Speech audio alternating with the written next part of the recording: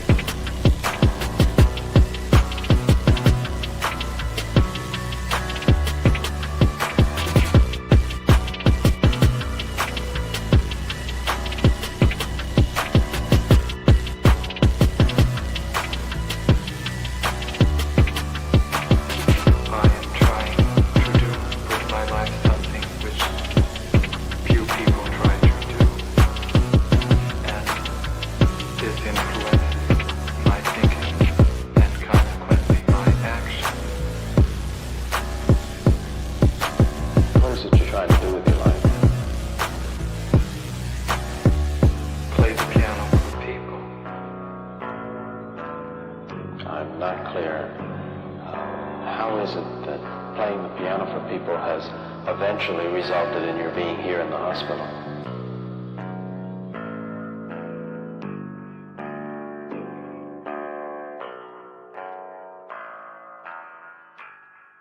That's difficult to answer.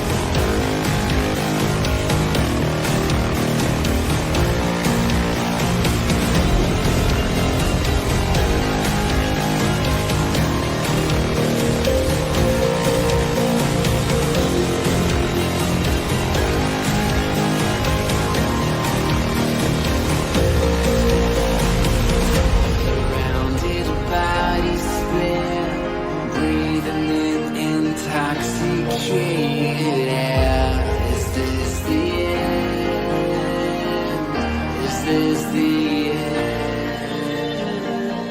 There's a noise inside my head of crying people facing death.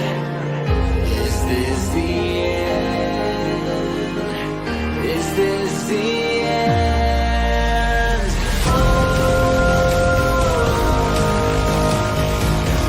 I'm burning in the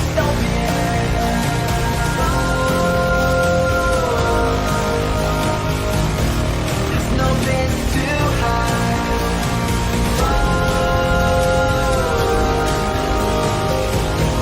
I'm burning in the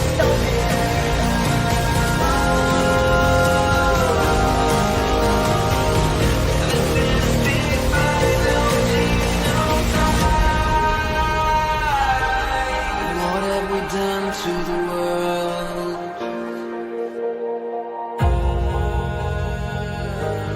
What have we done to the world?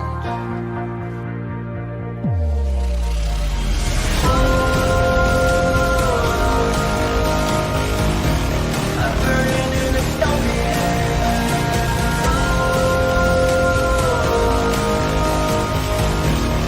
no place to hide.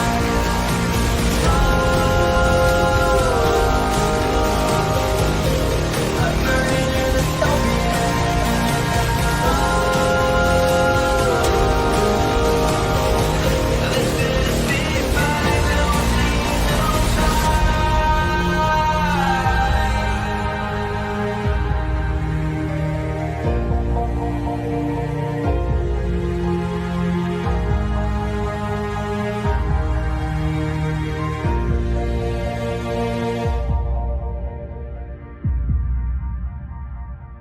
this is the final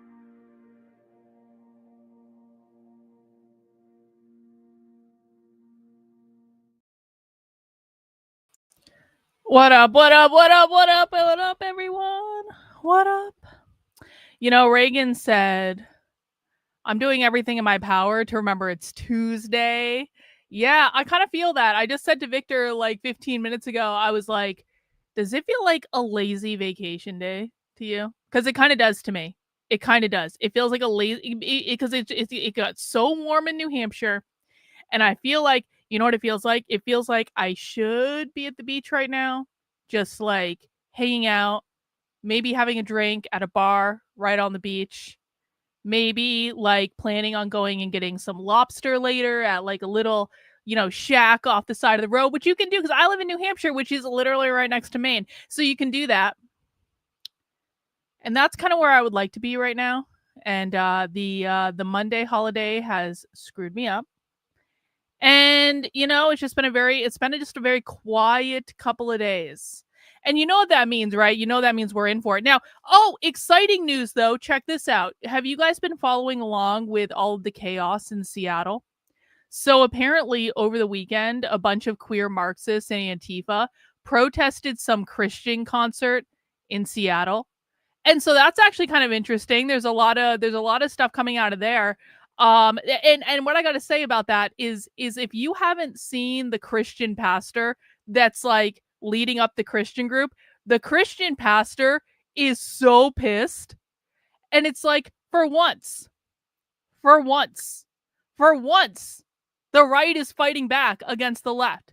And the Christian pastor in Seattle is organizing all these protests, and he's actually going and demanding the mayor apologize to them because the mayor apparently took the side of Antifa over the Christians when it was their concert that got interrupted by Antifa. And it's just like a whole big thing. And I gotta say, like, why can't we have more people like him? Why can't we? Another exciting thing. Do you guys remember several months? Well, maybe it wasn't several months ago. Do you guys remember in Colorado? There was this story out of Colorado about some sort of like sex ed summer camp. Here, I'm going to see if I can pull it up. Hang on a second. Do you guys remember, like, this kind of went viral on Twitter? Hang on. Colorado sex ed summer camp. And I was kind of ambivalent about this at the time because I was like, well, they should have just gotten more information before they blew it up. Hang on. Actually, you know what I'm going to do? I'm going to look up a very specific person. If I can find him. You know what? I'm going to have to go into my... Hang on. So you can tell I'm completely... I am less than my usual level of prepared today. That's all right, though. That's all right. Okay, I got him. Hang on.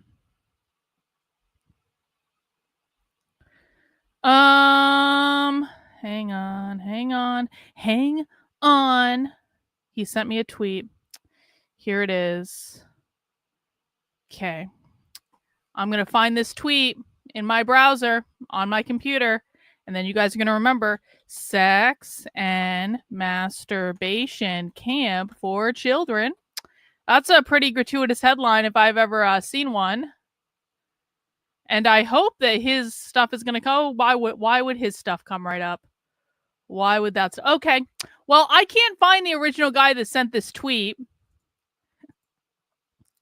The reason I can't find the original guy that sent this tweet about the sex and masturbation summer camp in Colorado is that all of the conservative grifters have taken over everything, and all the conservative grifters used this guy's information. See, they stole it from this guy. I knew it. Can't even find the original guy that posted about this. Because all the conservative grifters have taken his story. Let me look up his name. His name is Scott. Let's see if we can find him here. Oh, why isn't he coming up? Why isn't he coming up? Here he is. Scott. And on Scott's timeline, we're going to look for sex and masturbation, as one does. So Scott is actually... You know what? We need to put that in a quotes because Scott apparently tweets a lot about sex and or masturbation. Oh, man, it's not working. Okay, well, what if we just do this? No, it's not working either. Really? Here it is. Found it.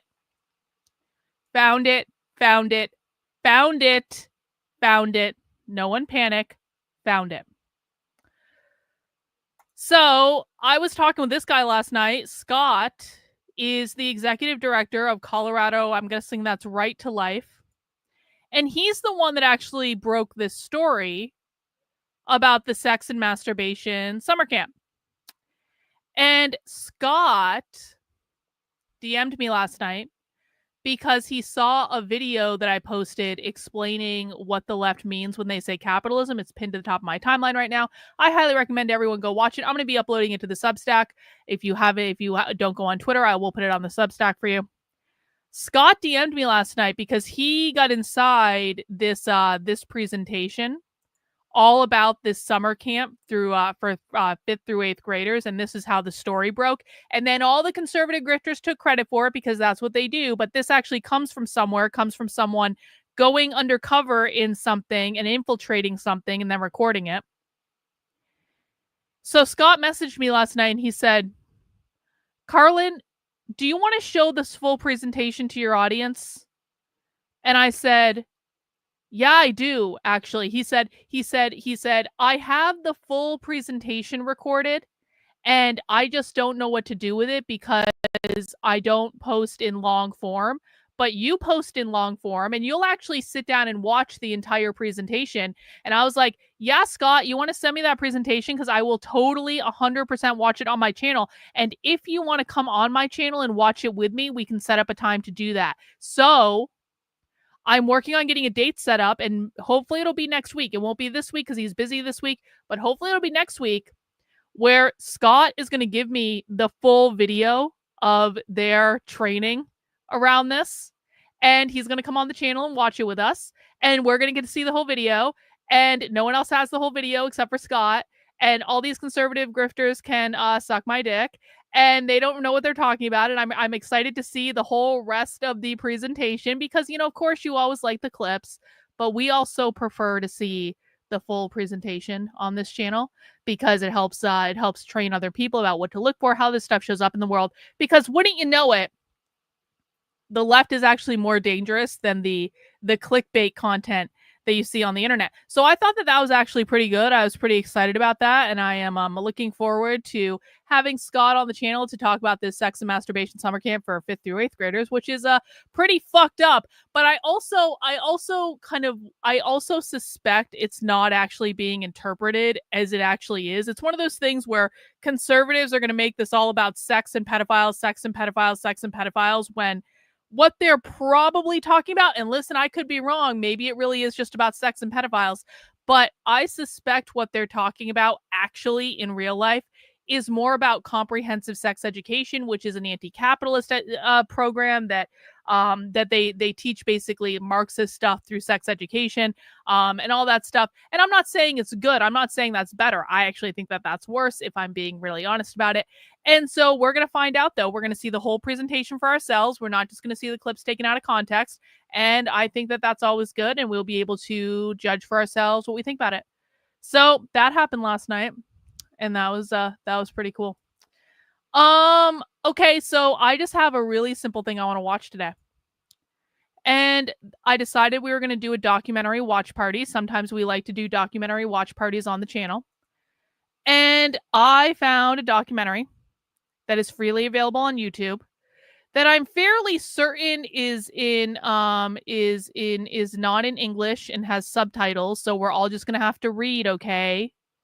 I don't like subtitles either, but I think this is in Hebrew. And so I think it's in, I mean, that's the language of Israel, right? I think so.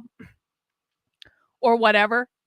So this is a documentary about the Israeli settlements in the West Bank. And, you know, we watched Israeli propaganda documentary a couple weeks ago on the channel. What was the name of that Israeli propaganda documentary? That was all about anti-Semitism on college campuses, but it didn't really have much anti-Semitism on college campuses. It was just all hyperbole and bullshit. Anyway, I watched an Israeli documentary, like that was obviously a pro-Zionist documentary. I watched that on the channel. I watched the whole thing. I gave them a chance to try to convince me that anti-Semitism is rampant on college campuses, and they didn't, because it was a massive piece of propaganda that didn't actually say the things that they claimed that it did. And there was no evidence in the documentary, and it was all just like absurd. But I thought I gave the Zionist propaganda a watch party. And so now I need to balance that out with the other side of the story, which is going to be this documentary, which is inside the Jewish settlements in the West Bank, so we can maybe get a different perspective. And I think most of this documentary is in subtitles, and I'm sorry about that, but I want to watch it. And if I have to watch a movie with subtitles, you guys have to watch it too, because that's the way it works. We suffer together. If I feel like doing something, you guys have to come along to commiserate with me. That's how that works, right? That's what I signed up for when I decided to get a YouTube channel.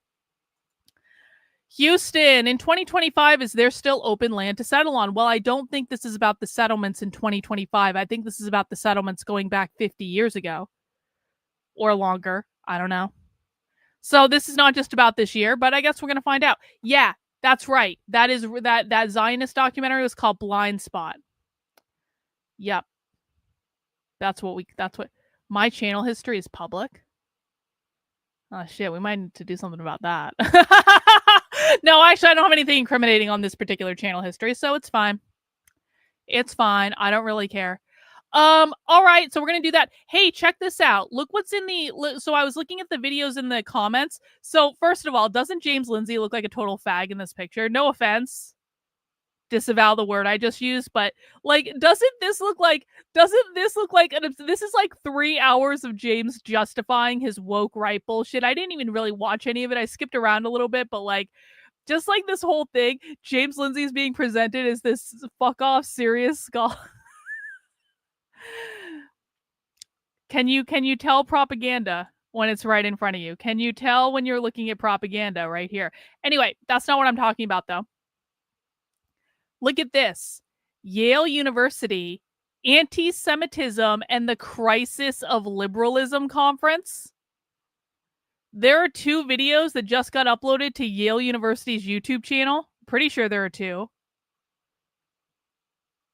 There's at least one. Oh, Blind Spot. There's that Zionist documentary. Anti-Semitism and the Crisis of Liberalism. Not to derail, but I definitely no. Okay.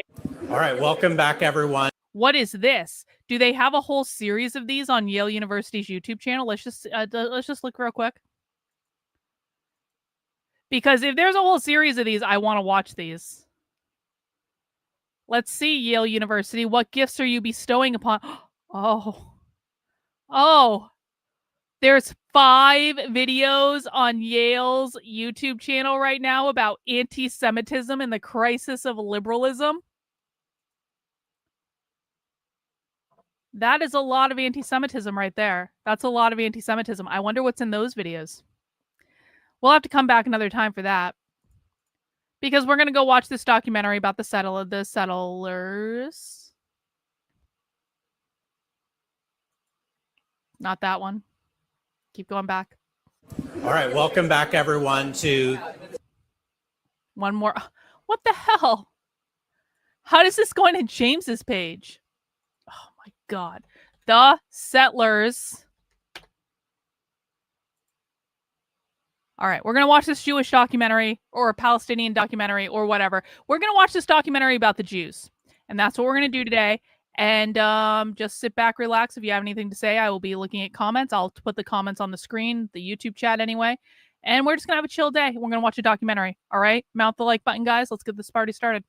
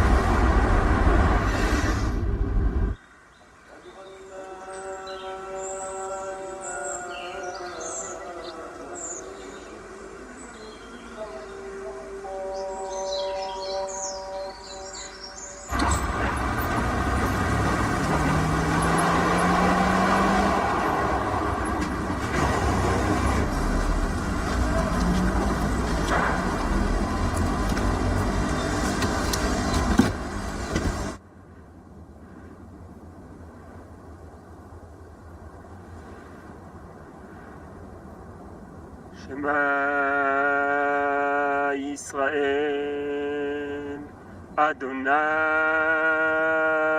אלוהינו, אדוני אחד. קוראים לי יוסי פרומן, אני בן 38, אני גר כאן בתקוע, נשוי לשני, יש לנו 4 ילדים. אני מלמד בישיבה, אני מלמד תורה בישיבה, אני רב. אתה מתנחל? אני מתנחל, כן. אוהב את האדמה הזאת ומקווה להיות קשור אליה עד שאני אקבר בתוכה.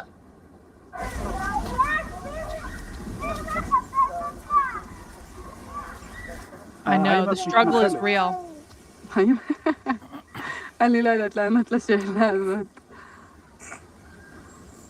מרגישה מתנחלת? איך מרגישים מתנחלים? אני לא יודעת.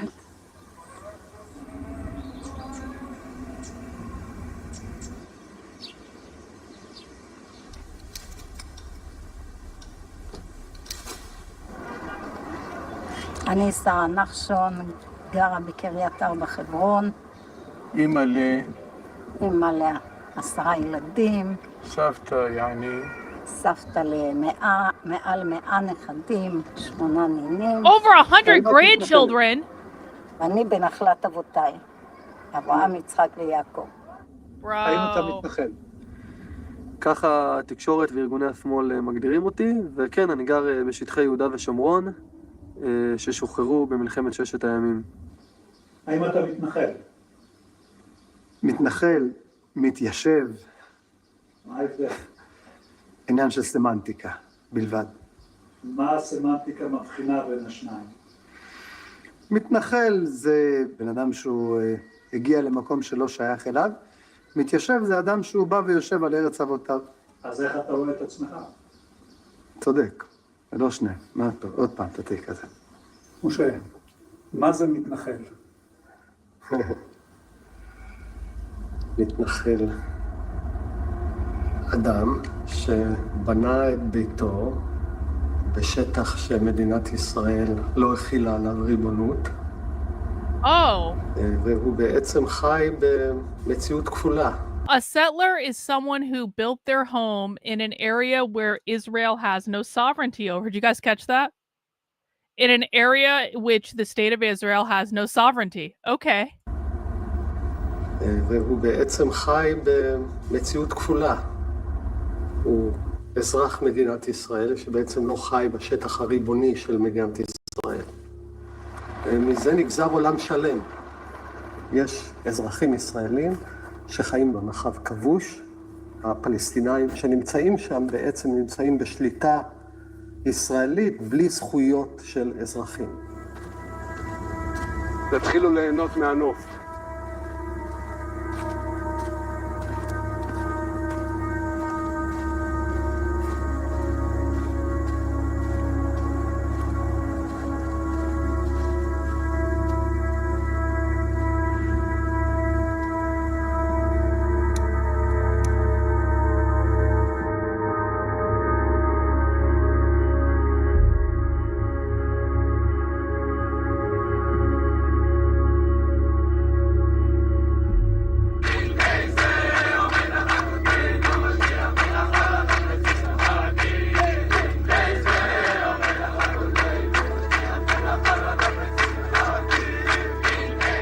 In May of 1967, on the eve of Israel's Independence Day, Rabbi Tzvi Yehuda Kook, head of Merkaz Harav Yeshiva in Jerusalem, delivered his annual speech. This time it was personal and political. He brought his students back 19 years to 1947, when the United Nations decided on a partition plan, dividing the land of Palestine into two states, one Jewish, one Arab. הרב צבי יהודה התחיל שלא כדרכו, במין הנחה. 19 שנה. 19 שנה.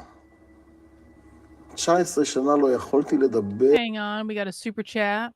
Houston, there are freeways built to commute to other people's lands that they build on. All right, I'll take your word for it. I don't know what that has to do with anything, but I do appreciate the money. על זה. על הכאב הנורא של החלוקה. ואז הוא התחיל לשאוג. קשה לתאר את זה.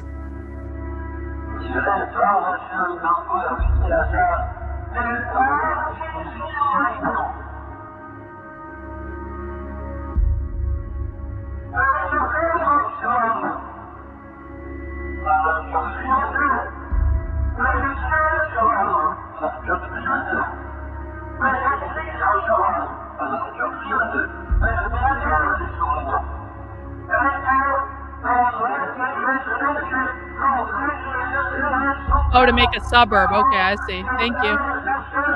שום איש שהיה שם לא נשאר מה שהוא היה לפני כן.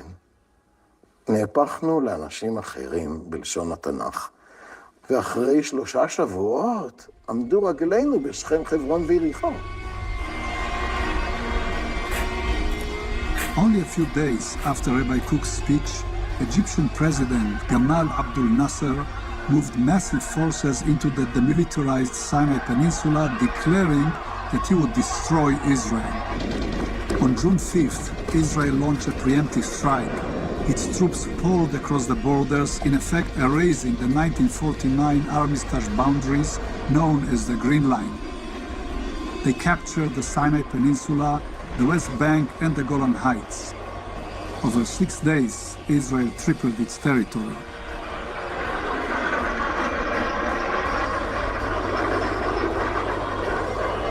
The joy of victory, the sense of invincibility, and the sudden confidence in the country's superior military power consumed many Israelis. But for Rabbi Kook students, it was far more than a military victory. כשעמדו רגלינו בשכם חברון ויריחו, והזעקות האלה הפכו למציאות, לא יכולנו שלא לראות בזה איזה צו של שליחות עליונה. Those newly conquered lands were the very heart of the biblical land of Israel, but they were also populated by hundreds of thousands of Palestinians, many of them refugees who fled Israel during its 1948 War of Independence. I remember a lot of the 1967 war because I had just turned 16. We were in danger because the war was imminent and we were unprotected. So many of my father's friends came to consult with him and they said, maybe we should move out.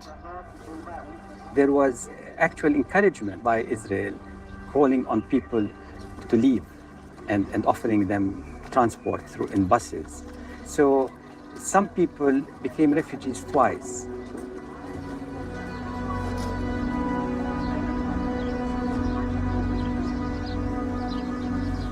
Once again, Palestine has been reinvented with devastating consequences on the inhabitants who live here.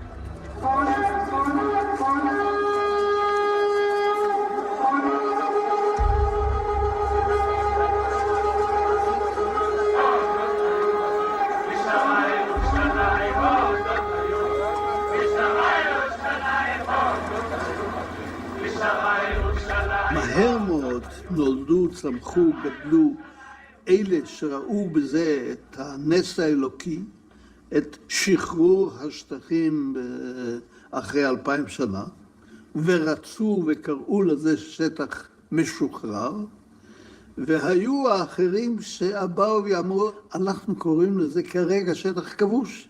צה"ל כבש שטח. ובוויכוח הזה נכנס מי שהיה אז הפרקליט הצבאי הראשי, מאיר שמגר, והוא הציע את הפשרה. בואו נקרא לזה שטח מוחזק. אז זה נשתהין ונשתהר, עובדה. כך המצב הפורמלי נכון עד היום. The Israeli government was divided over the future of the occupied territories. Some officials wanted to trade land for peace, while others hoped to stay permanently. Rabbi Kook followers had no doubts. They focused on one goal, to settle what they considered liberated territories and bring the redemption of the biblical land of Israel. Today, almost 50 years after the first settler made his home in the West Bank, one can say it is a success.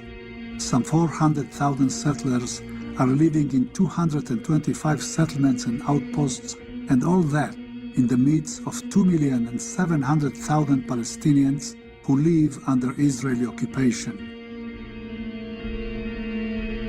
The settlers see themselves as the new avant-garde, as pioneers, as leaders of Israeli society. But the question is, where are they leading it? Is it to divine redemption, as they claim, or is it to an apartheid state?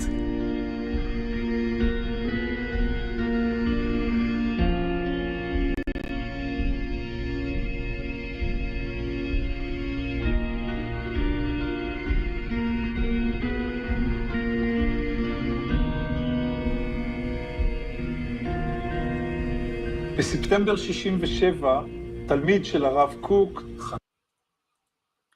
Don't do this. None of this bullshit in my chat. I don't care what side you're on. I don't want to see this in my chat. פורת פונה לראש הממשלה אשכול בבקשה להחזיר את קבוצת הבנים לכפר עציון. ראש הממשלה אשכול מצידו מתלבט. הוא פונה ליועץ משרד החוץ, עורך דין מירון, שקבע נחרצות. My conclusion is that civilian settlement in the administered territories contravenes the explicit provisions of the Fourth Geneva Convention. סעיף 49 באמנת ז'נבה קובע חד משמעית, אני מצטט, כוח כובש לא יעביר חלקים מאוכלוסייתו האזרחית לתוך השטח שנכבש. למרות זאת, ובניגוד לכל הציפיות, ראש הממשלה אישר את העלייה לקרקע של בני כפר עציון. אשכול עשה את זה על פי החלטת ממשלה או באופן פרטי? מה זה באופן פרטי? הוא היה ראש הממשלה. הוא אמר, באותה פגישה, אחרי שהם באו ושוב טבעו, הוא אמר להם, אני לא יודע אם הוא התייעץ לפני זה עם שרים, אם הוא קיבל איזושהי החלטה, לא יודע. אני יודע מחנן פורת, שהם, היות הם פנו פעמיים ושלוש ונענו בלך ושוב, הם קיבלו את העצה מהרב לוינגר, אם אתם תשאלו, לא תקבלו אף פעם תשובה, תודיעו, וככה הם עושים, ובפגישה הם אומרים לו, הציוד בחוץ על מסעיות, אנחנו עולים בין אם תאשר לנו בין אם לא, וחנן בסבר הפנים הנעים שלו מספר לי ככה בהתחייכות, איך ראש הממשלה אומר להם בפגישה, מהבטן, אינסטינקטיבית, קינדרלך עלו. נו, קינדרלך, אתם כל כך רוצים, מה שיהיה.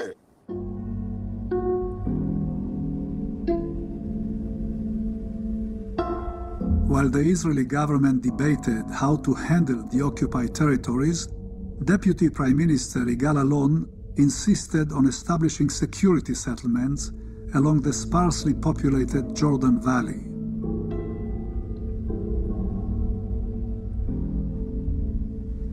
אנחנו לא זקוקים לשום הצטדקות, לא רק מטעמים היסטוריים או מטעמים של צדק, אלא פשוט משום ששיטת ההגנה הישראלית הטיפוסית, הקלאסית, היא שילוב יישובים חמושים במערכת ההגנה המרחבית.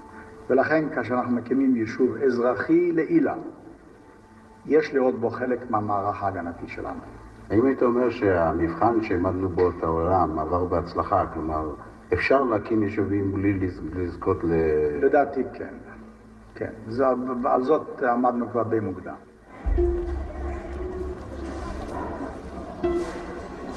באותם ימים הרב לוינגר פונה לממשלה לקבל אישור להתיישב בחברון, כמו בכפר עציון נענה בלך ושוב, הוא מבין מהר מאוד שפה לא שייך לשאול את הממשלה.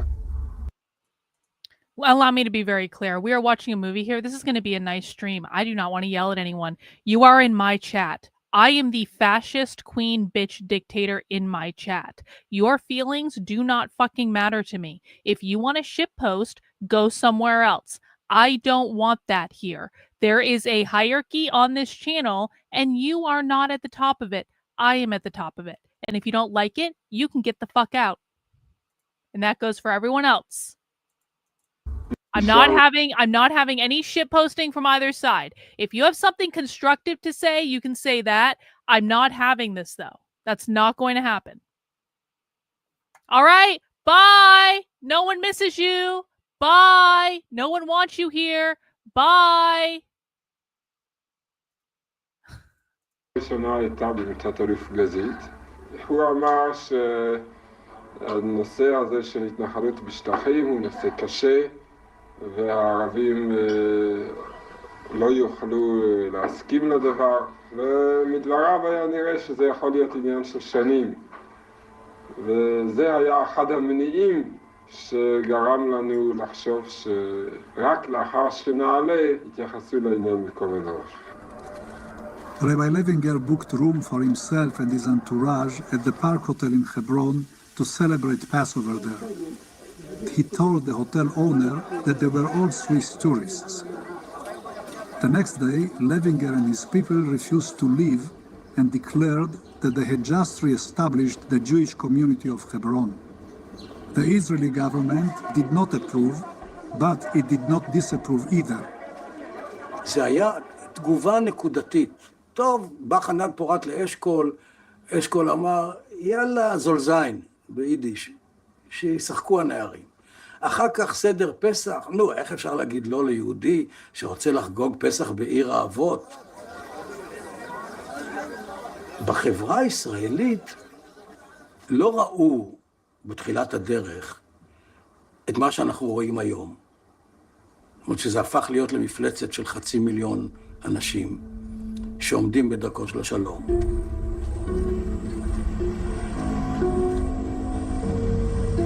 באותה תקופה במלון. Well, Michael, perhaps you should watch the documentary and maybe see someone else's perspective. That might be a really good first step to answering your question, is to just watch the documentary and consider someone else's perspective that's not yours. Also, Michael, if you live in the United States, I'll be looking forward to you explaining in the chat how you're going to give the land you live on back to the indigenous people of the United States, because you understand that's basically what you're asking, right? Just to be really clear. I don't understand why the Palestinians are trying to claim that area of the Middle East when Jews have been there for thousands of years. Hey, Michael, did you know there was a time in the United States when white people didn't live here? And Indians and Native Americans were here far before us, and they own the land. And so I'm going to be looking forward to your plan for giving the any land that you might own or that your family might own back to the original indigenous inhabitants of the land. And if you don't do that, then don't fucking ask this question in my chat. הגיע קצין מטעם הממשלה ואמר, אתם הקבוצה הזאת כעצם בגרון לממשלה. לא להקים ולא לבלוע. זאת אומרת, אף ממשלה לא תגיד לכם להישאר פה, ואף ממשלה לא תגיד לכם ללכת. וכשהוא אמר את הדברים האלה, הרגשתי שאני, באופן אישי, רוצה להיות עצם בגרון הממשלה.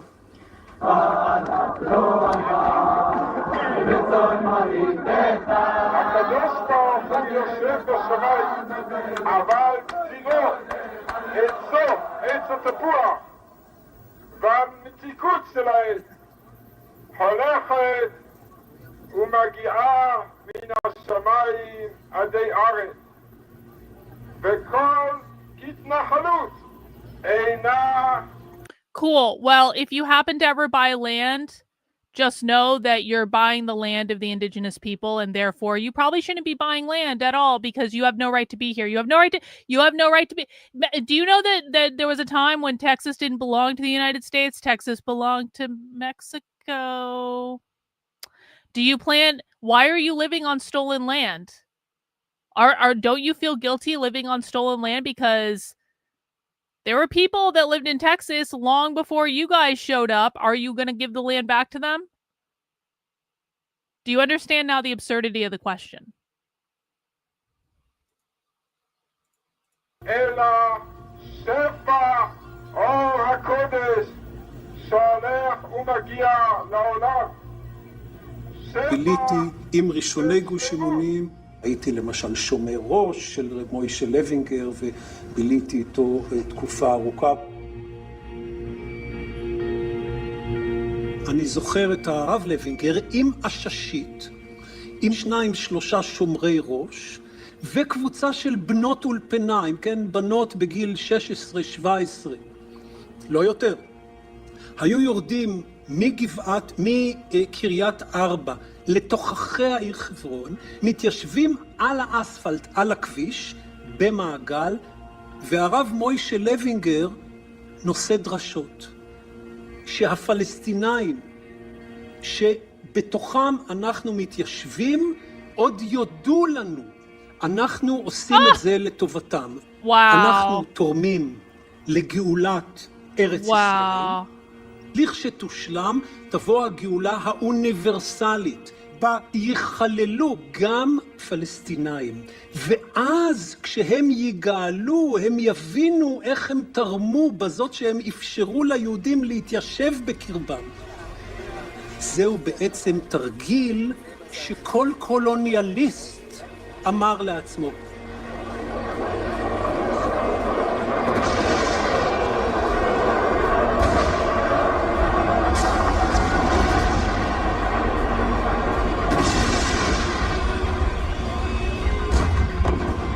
On October 6, 1973, Egypt and Syria launched a surprise attack on Israel, crashing through its defense lines.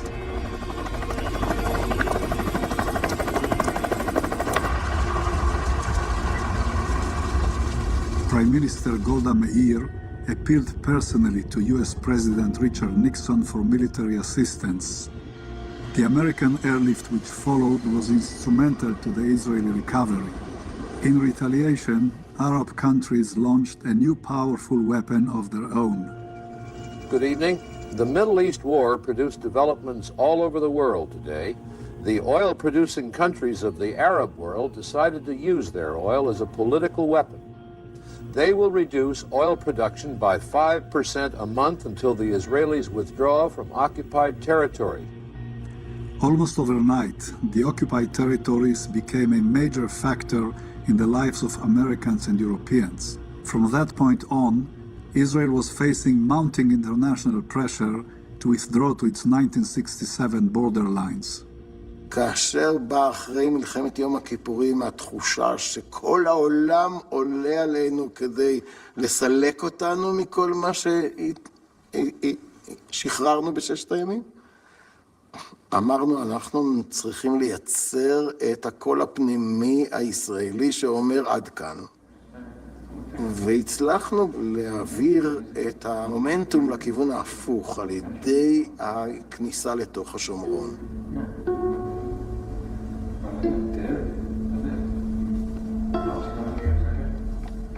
אנחנו יוצאים עכשיו בדרך להתיישבות שלנו ליד שכם, ומקווים שהממשלה תפתח לנו את הדרך.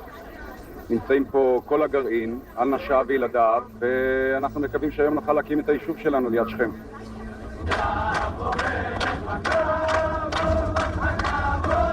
אנחנו רוצים את הדרך בדרך שבילי עפר, מקימים את המאהל, אחרי שעה פחות או יותר מגלים אותנו, חיילים מנסים לגרור אותנו פיזית, בסופו של יום מפנים אותנו, רבין הזמין אותנו לפגישה קשה מאוד, פגישה מסתיימת בזה שרבין אומר לנו, אם אתם חושבים שממשלה תלך אחרי שיגעון של כל כמה עשרות יהודים, אז אתם טועים, וחברי מנחם פליקס עונה לו.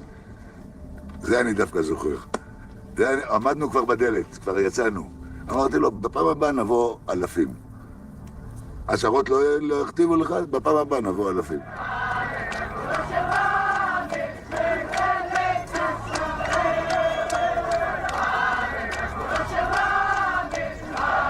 The activists from Hebron quickly managed to recruit numerous supporters.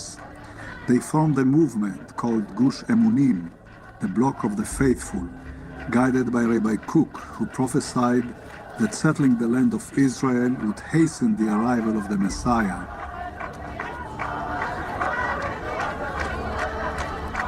גוש אמונים, שלי בבחינת סרטן לרקמה החברתית דמוקרטית של מדינת ישראל. אין לסבול יוזמות מתגרות ובלתי מאושרות בשטחים המוחזקים. התיישבות אינה מפגן ואינה מתיישבת עם הפרת החוק.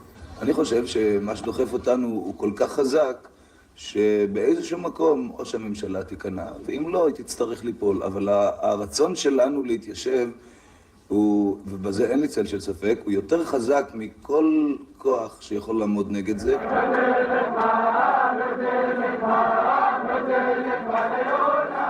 גוש אמונים זו תנועה פולקיסטית. זה הצינור שמעביר את ביב השופכים של המחשבה האירופאית ללב ליבה של היהדות. זה בעצם לקחת דפוסים קלאסיים של לאומנות אירופאית קלאסית, שיש בה את כל היסודות האלה, הרומנטיים, האורגניים של היחס של העם לארצו, קדושת הארץ וכל הדברים האלה, ולהעביר אותם ללב ליבה של היהדות. In spite of numerous forceful evacuations of the Elon Moreh settlers from the Nablus area, the settlers seemed to be holding their ground, while the government appeared to be willing to negotiate.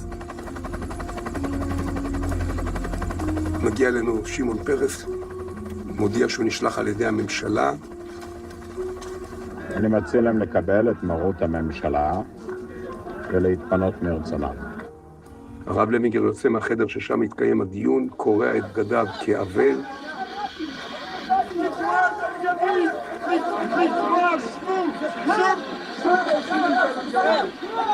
ראש הממשלה אינו קובע אם בארץ ישראל יהיו יישובים או לא יהיו יישובים. יישובים בארץ ישראל יקומו. זה דופק החיים של ההגשמה הציונית. אתה חושב שצה"ל יפנה אתכם מכאן? אני משוכנע שלא. בעצם, מה קורה פה? יש כניסה של מרכיב דתי לתוך הפוליטיקה. ברגע שאתה אומר, זה עניין דתי, ממשלה שמתעסקת בזה, היא לא טועה, היא לא ממשלה טועה, היא חוטאת. היא כבר בתחום החטא, לא בתחום הטעות. או במובן נגיד את זה בצורה הרבה יותר חריפה, היא לא לגיטימית. וברגע שאתה אומר שהשלטון הוא לא לגיטימי, בעצם אתה מכניס אפשרות אלימה לתוך השיחה הפוליטית.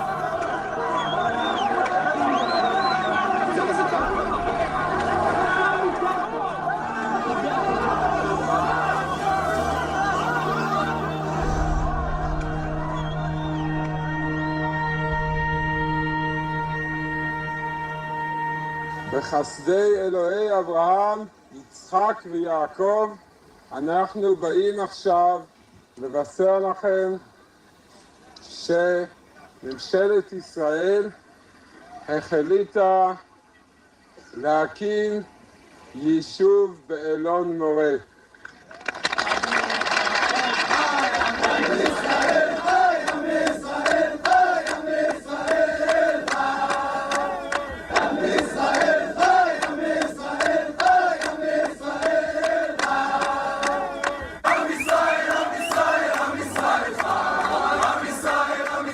Contrary to Levinger's declaration, the government did not decide to establish the new settlement of Elon Moreh near the Palestinian city of Nablus.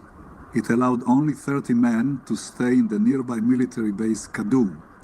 The settlers decided that 30 men meant 30 families. Wow. אני שאלתי את שמעון פרס, אחרי שנים, שאלתי אותו אם הוא מתחרט. על זה שהממשלה נכנעה. התשובה שלו הייתה מאוד כנה. הוא אמר, לו ידעתי אז לאיזה ממדים מפלצתיים זה יגיע, אני מניח שלא הייתי מאשר. המנהיגות לא הביאה בחשבון שהיא תאבד... That's fine. I didn't know that. So it was the settlers, and listen, all of Israel is going to be considered settlers to the left, but like, it's the people that like went out there and were like, we're just going to fucking do this. And there's nothing really you can do about it. They got the Israeli government to capitulate to them to be basically like, okay, well, you can send a couple people out there. Then they're like, how about we send a couple people with all their families out there? How about we do that? And it's just like, it's such a conniving thing. שליטה, מה שנקרא to lose control על התהליך הזה. הם לא הבינו, אפשר לומר, אם יש להם עסק.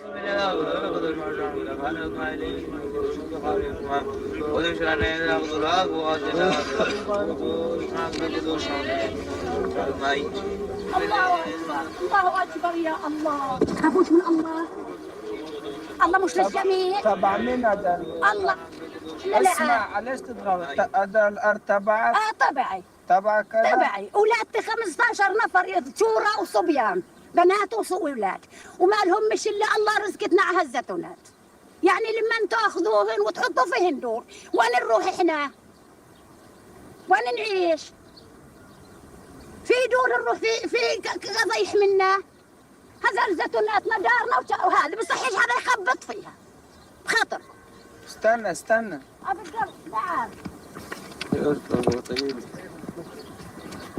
وين ندور وين نهج بدنا نعيش احنا نخارة بدنا نعيش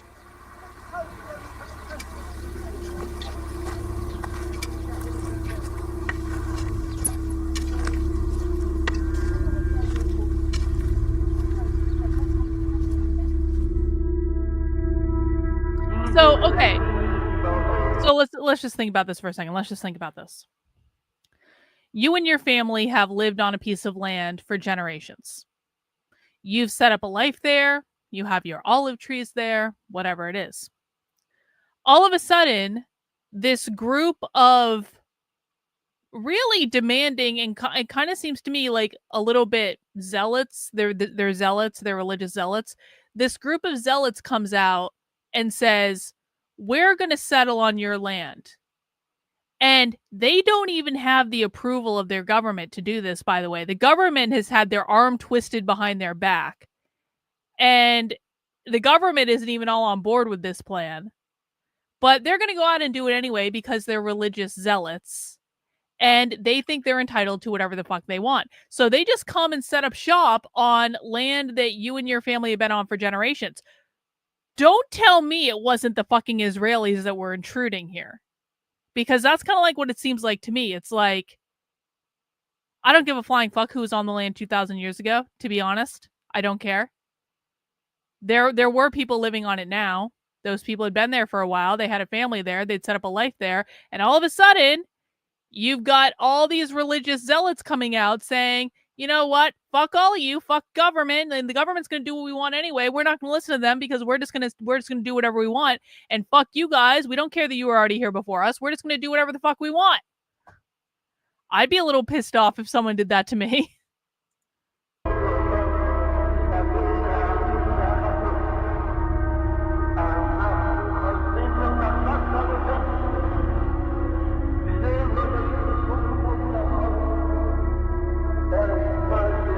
Like,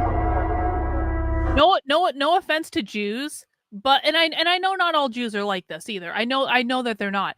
But why do Jews get to behave like religious zealots and no one else gets to behave like if Christians behaved like this, can you imagine the uproar? Like no other religious group gets to behave like religious zealots just going around taking land just because they want it, because it has to do with their religion. The Jews are the only people to get away with this.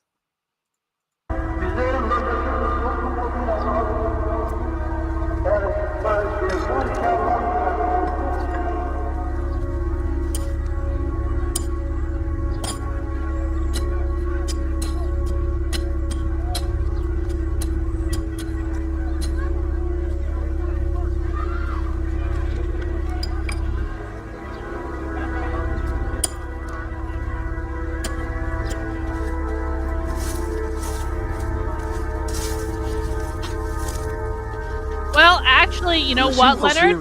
Actually, this is a really good point. I didn't even think of the Mormons, Leonard, but you're 100% right. The Mormons fucking did this shit too. The Mormons did this shit too. And do we look at the Mormons and say, like, I mean, I'm sorry, I'm thinking specifically about like the fundamentalist Mormons. The fundamentalist Mormons have basically been like outcast from all of society. We're like, we don't really want anything to do with you guys. I mean, you can set up, you can buy your own towns if you want to, I guess, but like, they're basically like ostracized from all of society. ארץ ישראל היא המולדת שלנו, נכון? הרי כתוב במגילת העצמאות של מדינת ישראל, שניסח בן גוריון, שבארץ ישראל קם העם היהודי. עכשיו, זה לא נכון.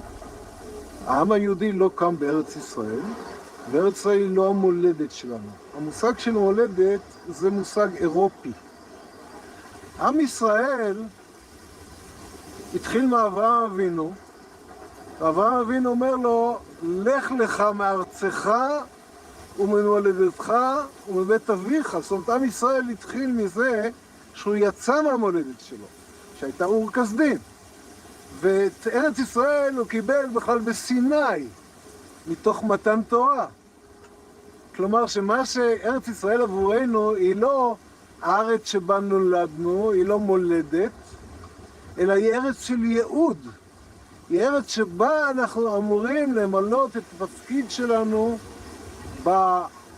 בהיסטוריה של האנושות כולה ושל הבריאה כולה.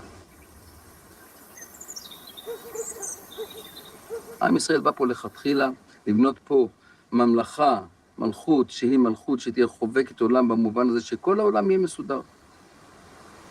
יכול להיות שבדרך ישנן מהמורות. כשיש כאבי בטן מתמודדים עם זה, אבל אדם חי לא בשביל לפתור את הבעיות של הכאבי בטן. אלא בשביל מה? יש לו חזון. מה החזון? חזון של עם ישראל, שנולדתי כן, לתוך עם שברוך השם הוא עם רוחני, שיש לו עניין להביא פה את כל העולם הזה לשלמות, לשלום עולמי אמיתי. Listen, this guy believes he was born into a people whose job it is to give the entire world this thing. And it's like, do any of us get a say in this? Honestly, do any of us get a say in this? Because I don't agree. חיי ישראל זה לחיות חיים מלאים כל כך משמעותיים וכל כך נפלאים שהגויים באים אלינו. אנחנו מהווים אור גויים בעצמנו. זה מה שנקרא אני אתנך לאור גויים. זאת אומרת, אנחנו נהיה מגדלור. מגדלור הוא לא מאיר לאונייה הזאת ולאונייה הזאת ושולח אליה את האור. הוא מאיר כי הוא מאיר. האוניות רואות אותו מרחוק, באות אליו.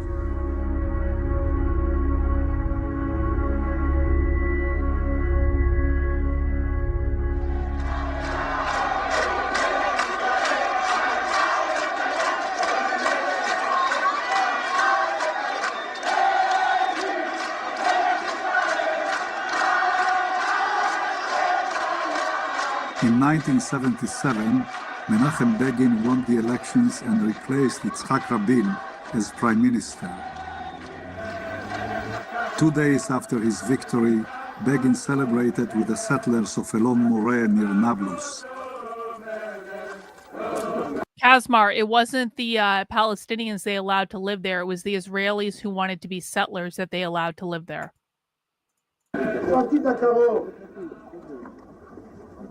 יהיו אלוני מורה. The first settlement that I became aware of directly was the one closest to where I live in Ramallah, which was Dolev. I was driving through the Ramallah Latrun Road, and as we passed, we saw trailers bringing mobile homes. By the time we came back in the afternoon, the mobile homes had been placed on the land. And I turned to the passenger, my friend who was driving with me, and I told him, you know, anything that is built so quickly can be taken away so quickly. And he said, I'm not so sure.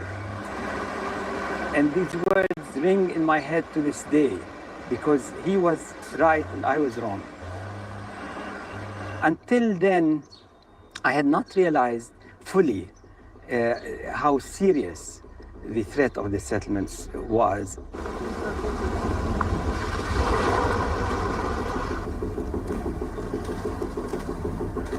Begin made General Ariel Sharon, a military hero turned politician, his Minister of Agriculture and the Settlement Czar.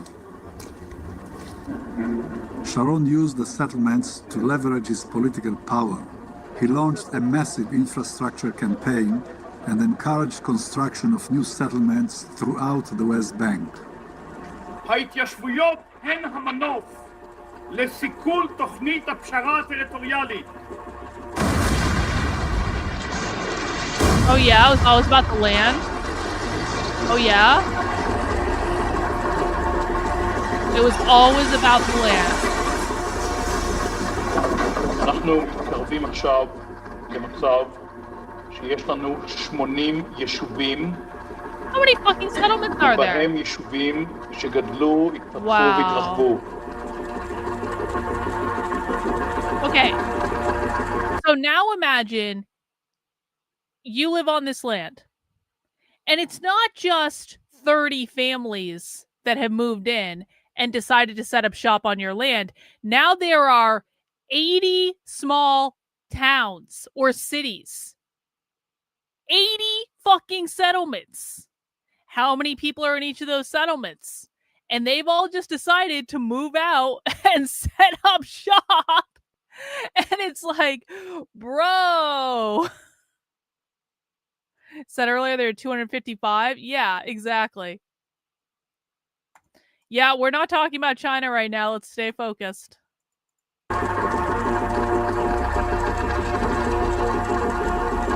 התוכנית של שרון הייתה בעצם ליצור מה שאנחנו קוראים את תוכנית ההכלה ולבנות גם את מרחב הביטחון המערבי לאורך הקו הירוק כדי לתפוס גם את הגבעות השולטות על מישור החוף. לשם הוא כיוון גם את מאמצי ההתיישבות. אבל בשל תיאום ושיתוף הפעולה עם אנשי גוש אמונים לדורותיו, הם סחבו את מפעל ההתנחלות לגב ההר. ליישובים הללו משום הכוונה לוותר את הגדה המערבית, לפגוע ברציפות של ההתיישבות הערבית, ועל ידי כך למנוע את הקמתה של מדינה פלסטינאית עצמאית. יש איזושהי שיטה במיקום התנחלויות גוש אמונים. בין כל שני יישובים פלסטינים לתקוע טריז באמצעות יישוב יהודי. בדרך כלל היישובים הפלסטינים משתלבים בטופוגרפיה המקומית, בשיפולי הערים, בתחילת הוודיות וכן הלאה. גוש אמונים עם ארכיטקטורה מאוד ברוטלית, מאוד זרה לשטח, עם הגגות האדומים, מתיישבים על הכיפות, על ראשי הערים. ודבר נוסף זה לסובב את הערים המרכזיות, ואז בא המאמץ העליון שעליו יש ויכוח גדול גם בתוך גוש אמונים, האם לנסות להיכנס לתוך הערים עצמם. זה בינתיים עלה בידם לעשות את זה במקום אחד בלבד, בתוך העיר העתיקה של חברון.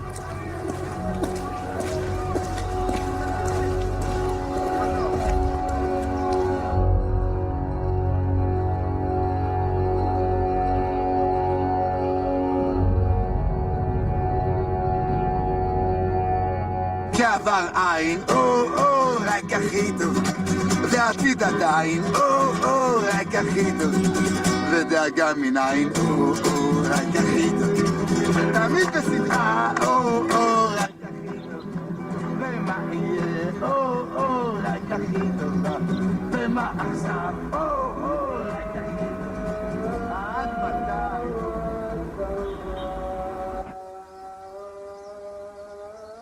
ישנו מדרש שבעלי צייר אותו כבר כמה פעמים, מדרש שאומר 3 מקומות שאין אומות העולם יכולים להונות את ישראל ולומר גזולים הם בידכם, כי נקנו בכסף מלא. הר הבית, קבר יוסף בשכם ומערת המכפלה. אנא אדוני יושיענה. אנא אדוני יושיענה. כשנולד הבן הראשון למתנחלי חברון, שזה היה הבן שלי, הועלתה שאילתה בכנסת, האם מותר לערוך בריתות במערת המכפלה, וקיבלתי מברק בהול משר הביטחון דאז, שאין לעשות בריתות במערה, כי היין יעורר את הרגשות המוסלמים שבמערה. אתם יודעים, אנחנו כל כך מתחשבים ברגשות המוסלמים, אבל חס ושלום לא ברגשות היהודיים. 2 אחרי זה אני זוכה לעוד בן, ואני לא שואלת אף אחד. אני מחליטה שהבן הזה יהיה הברית במערת המכפלה. ברית קודש, ברוך אתה אדוני. למחרת פורסם בכל העיתונות אז בארץ, שבמבצע סודי ביותר נערך ברית ראשון בקברי אבות, ואז ראיתי שלא קרה שום דבר לאף ערבי, שהכנסנו איזה בקבוקון של יין ועשינו את הברית במערה. והילד הזה נפטר במיטת עריסה בן 0.5 שנה. ואני אמרתי שאני רוצה לקבור את הבן בחברון.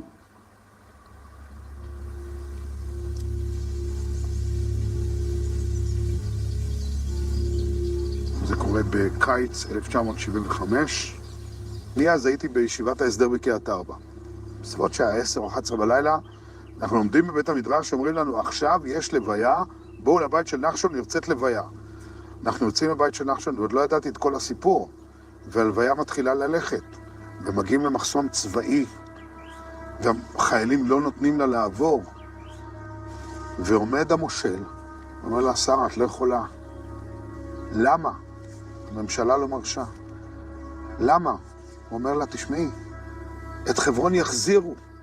את רוצה לטמון את הילד שלך במקום שיחזירו, יעבירו אותו למישהו אחר? ואז החלטתי שאני מוציאה את התינוק. לקחתי את התינוק שהוא היה עטוף בסדין בידיי, ואני הולכת הולכת, ואני לא מסתכלת אחורנית. והיא מתחילה ללכת עם הילד המת בידיים. והחיילים עומדים ורואים מחזה כזה, והם לא מסוגלים לעצור אותה. ואנחנו הולכים אחריה. לפני כן היינו הולכים בחברון בלילה, זה היה אפילו די מסוכן. החיילים שואלים בקשר מה לעשות. השאלה הזאת עולה ועולה ועולה, היא מגיעה לשר הביטחון, לשמעון פרס. והוא נותן הוראה, תנו לה ללכת. רצו אחרי שני חיילים, אמרו, שר הביטחון מאשר למשוגעת של חברון, לקבור את הבן שלה בחברון.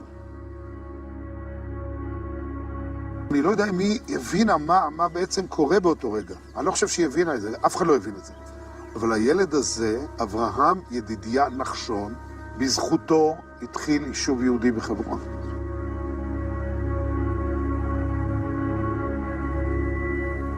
קבורת התינוק היא אירוע מרכזי.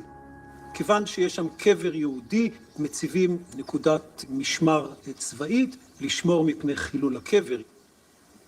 זה מאפשר לכמה מאנשי קריית ארבע להרגיש בטוחים יותר בהסתובבותם ברחובות הקסבה של חברון.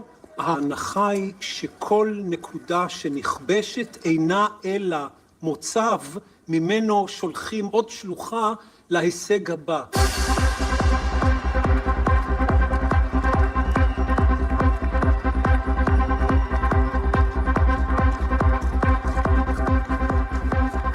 The settlers' celebration of the holiday of Purim in Hebron, the largest Palestinian city in the West Bank, turned over the years into a demonstration of dominance and of provocative defiance.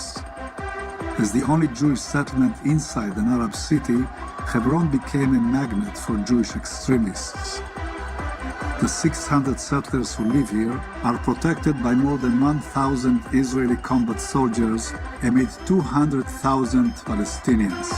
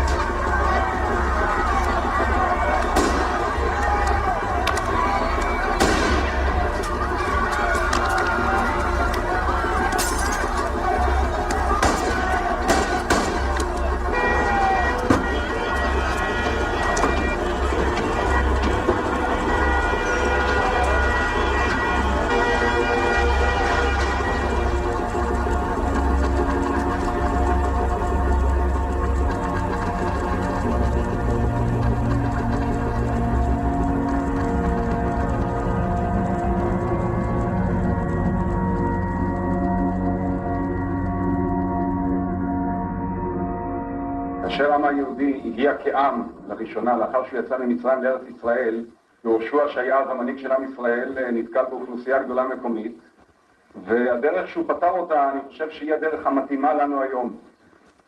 יהושע נתן להם 3 אפשרויות. מי שרוצה לעזוב, יעזוב. מי שרוצה להילחם, יילחם. ומי שרוצה להשלים, ישלים. קודם כל, מי שרוצה להשלים איתנו, בבקשה. אהלן וסהלן, ברוך הבא. רק מה, הוא צריך לוותר על אספירציות פוליטיות. הוא יהיה אורח בתוכנו, קוראים לזה גר תושב, קוראים לזה מונחים אחרים, לא חשוב.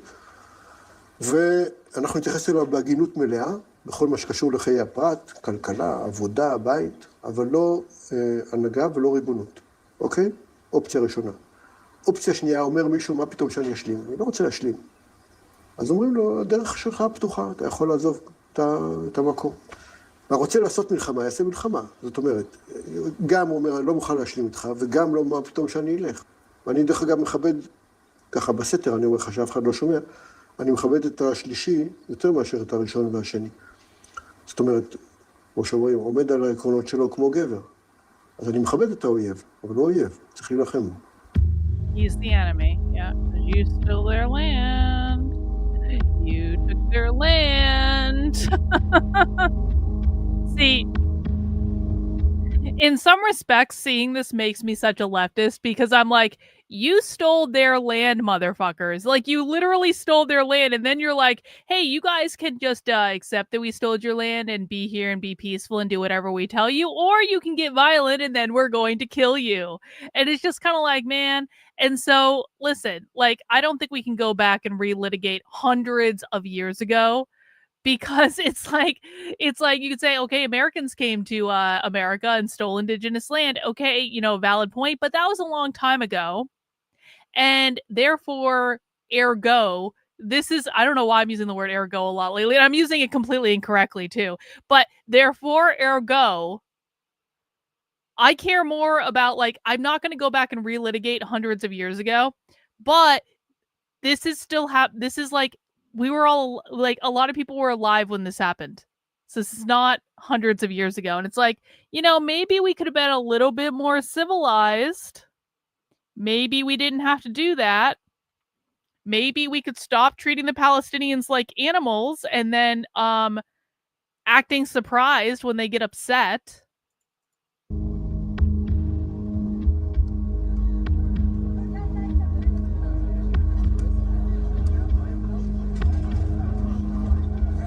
In May 1980, 6 yeshiva students were murdered in Hebron by Palestinian terrorists.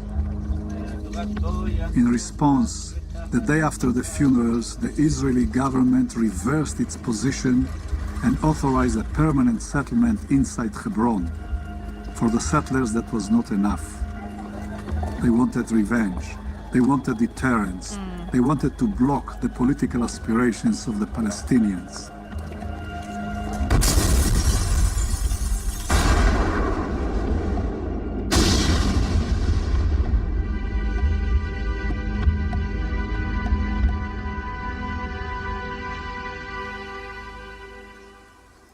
מה היה התפקיד שלך בהתקפה על ראשי הערים?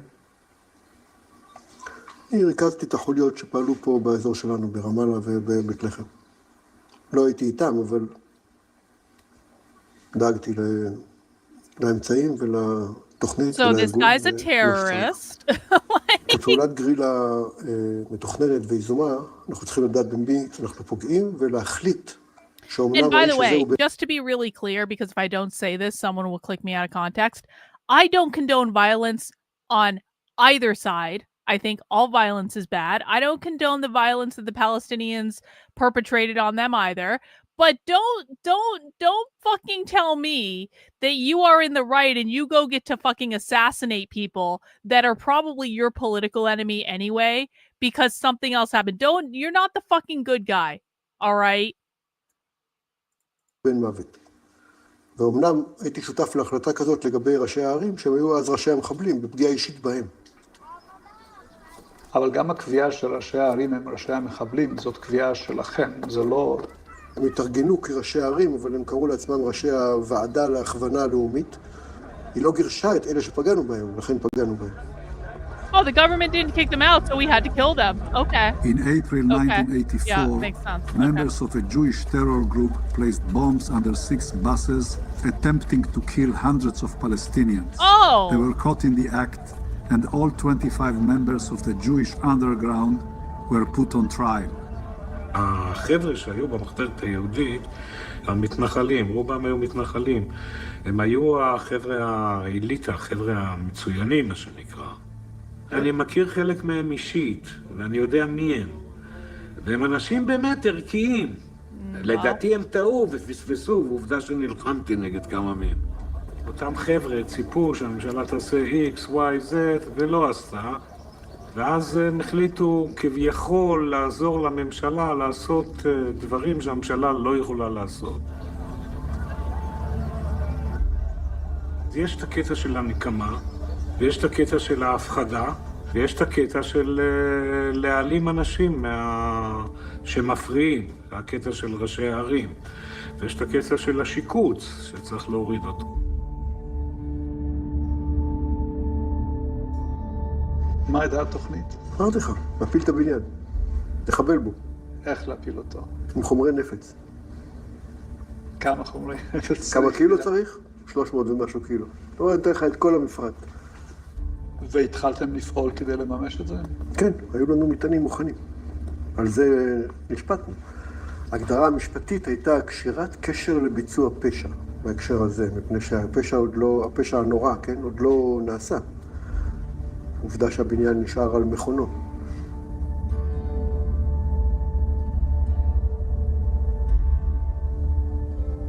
הר הבית בעצם נהפך למין מקדש מולך, שבו שתי תנועות לאומיות מאוד חזקות בסטמינה שלהם, בדבקות שלהם, מוכנות להקריב דורות של צעירים כדי שהמקום הזה יהיה בבעלותם. זה בעצם מקדש מולך. זה מקדש לקורבנות אדם.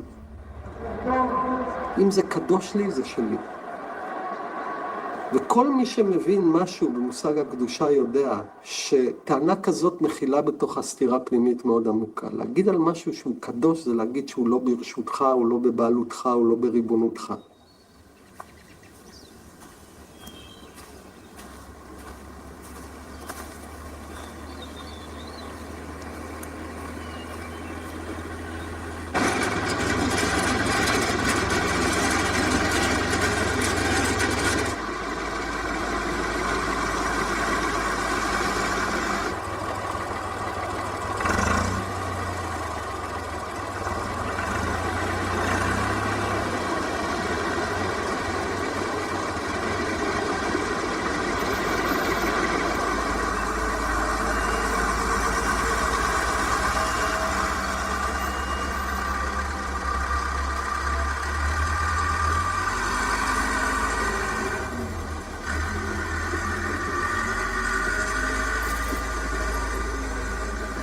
הערבים באו בכוונה לעשות פרובוקציה עם השמאלנים, ופשוט חרשו, פשוט פה בלי אישורים.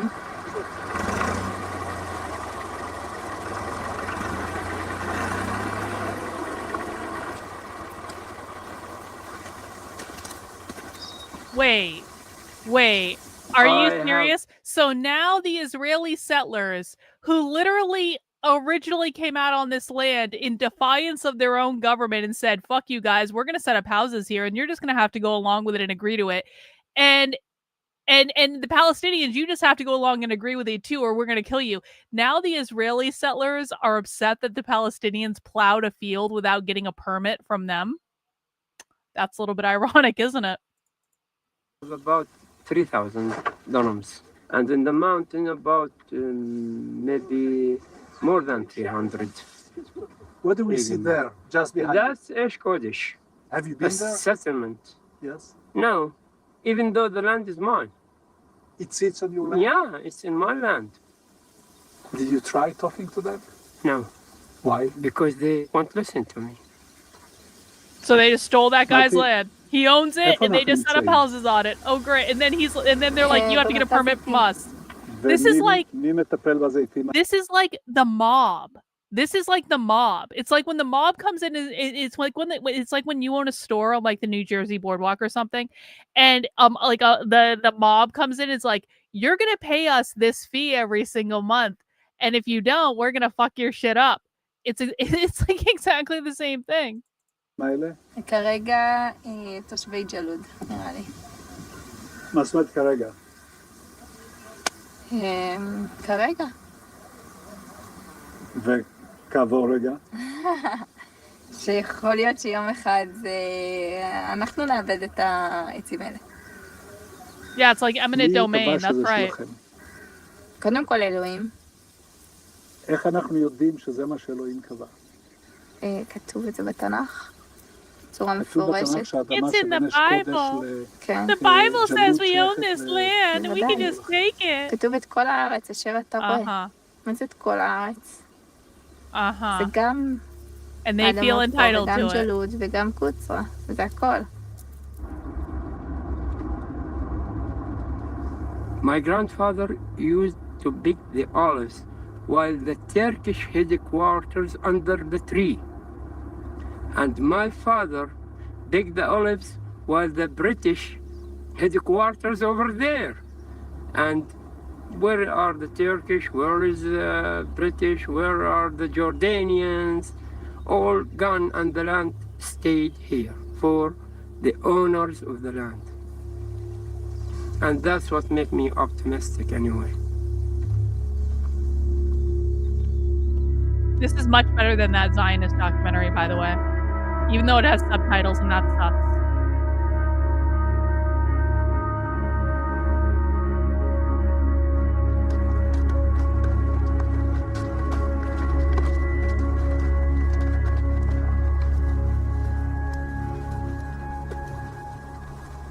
לכל בן אדם יש תפקיד.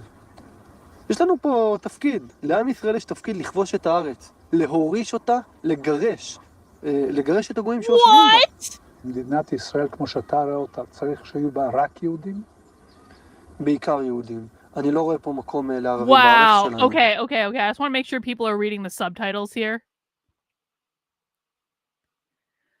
The people of Israel's role is to conquer the land, to bequeath it, and to banish non-Jews from it. Do you think that only Jews should be living in the state of Israel? Primarily Jews. Arabs don't belong in our country. These people are so fucking entitled.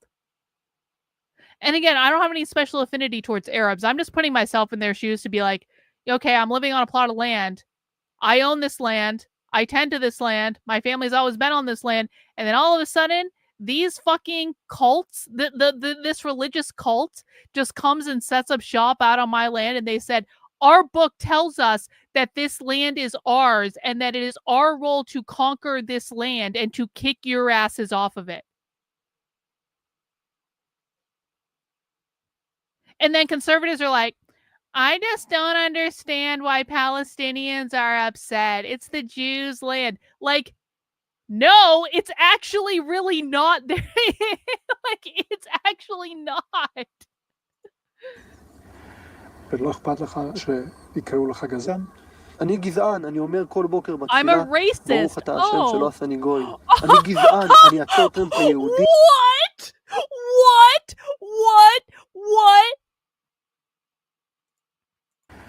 ולא אכפת לך Don't you care that you'll be called a racist? שיקראו לך גזען?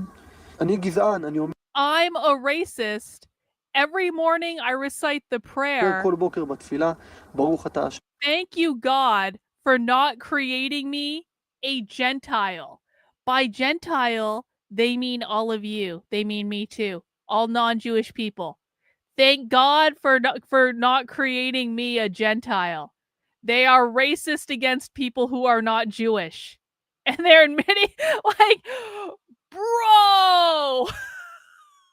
Can you fucking imagine if Nick Fuentes came out and said something like that was like with the roles kind of reversed?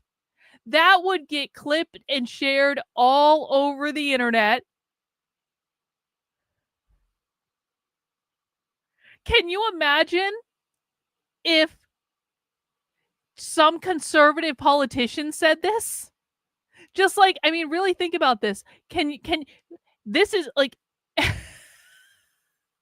you know, can you imagine if Nick Fuentes came out and said, you know, I pray to God, I thank God every day that I wasn't born a Jew. It's like, what the fuck?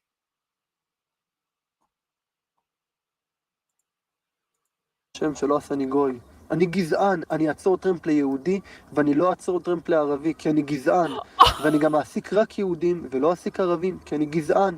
ואני גם לא אתן צדקה לערבייה שמבקשת צדקה. כי אני גזען, שהיא תלך לארגונים שלהם, שהיא תלך... I need to clip this. I'm sorry. I need to clip this. I need to clip this. I have to. It's the law. I have to clip this. Hang on. This is a nuts. I had no idea it was this bad. I thought it was going to be bad. I didn't think it was going to be this bad. Oh, open StreamYard. Don't do this to our StreamFlow. Okay. That's good. All right.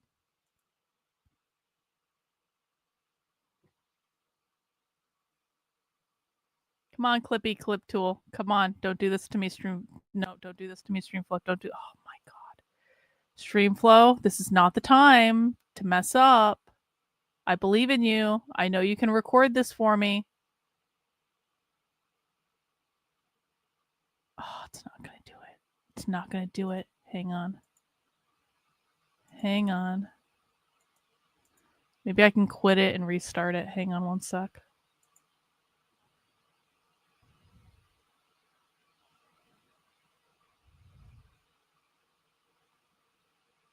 Okay, new recording. Record. Oh, come on. Seriously? Oh my God. Hang on. One more moment, please. One more moment. Let me see if I can just force shut this shit down. Force quit. Screen flow. Well, that's not messages. Screen flow. Force quit. Okay, one more time. Just starting up the application again. There's a new documentary from Louis Theroux called The Settlers. See, why couldn't Louis Theroux have interviewed Beardson now? I feel like Louis Theroux might actually see Beardson's point today if he interviewed him today. All right, this is not going to record. All right, this is at minute 53. I'm just going to remember this is at minute 53. I'll figure it out later. Again. לכל בן אדם יש תפקיד. יש לנו פה תפקיד. לעם ישראל יש תפקיד לכבוש את הארץ. להוריש אותה, לגרש. לגרש את הגויים שיושבים בה. מדינת ישראל, כמו שאתה רואה אותה, צריך שיהיו בה רק יהודים? בעיקר יהודים. אני לא רואה פה מקום לערבים בארץ שלנו. ולא אכפת לך שיקראו לך גזען? אני גזען, אני אומר כל בוקר בתפילה, ברוך אתה השם שלא עשני גוי. אני גזען, אני אעצור טרמפ ליהודי, ואני לא אעצור טרמפ לערבי, כי אני גזען. ואני גם אעסיק רק יהודים, ולא אעסיק ערבים, כי אני גזען. ואני גם לא אתן צדקה לערבייה שמבקשת צדקה. כי אני גזען, שהיא תלך לארגונים שלהם, שהיא תלך לארגון החמאס. אולי שם ייתנו לה כמה שקלים.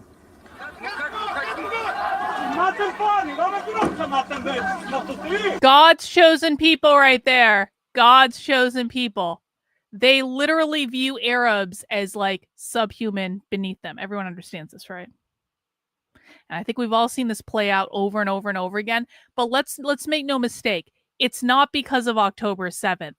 They've just always viewed themselves as above everyone else, as entitled to everyone else's stuff. That's crazy, man. אז מה אתם נותנים להם להיכנס לפה? תעיפו אותם מפה, אל תגידו דרגה.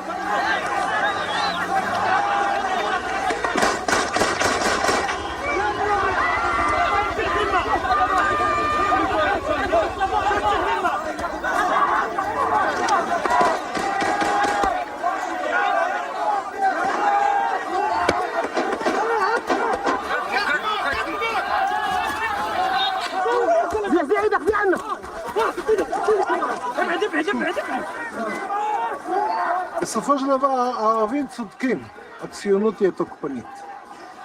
לעצם ההופעה של עם ישראל חזרה בארץ ישראל, היא כניסה לשטח מחיה מוסלמי ערבי. והחשש שלהם שבעצם הוא מניע את כל הדינמיקה פה. הרי איך מתחילות המלחמות? הם חוששים כל הזמן שנתפשט יותר. ואומרים בוא נהרוג אותם שהם עוד קטנים. ומכריחים אותם לכבוש שטחים שלא התכוונו. לא התכוונו מעולם, מ-47 הסתפקנו בחצי מהארץ. קיבלנו את גבולות 48. הסתפקנו בהם, הם פתחו במלחמה. קיבלנו את 67. חזרנו מעזה. מכריחים אותנו להיכנס שוב ושוב לעזה, שוב ושוב ליהודה ושומרון. זו דינמיקה של נבואה שמגשימה את עצמה. הם יוצרים פה ממש את ההתפשטות הישראלית בעצם ההתנגדות שלהם.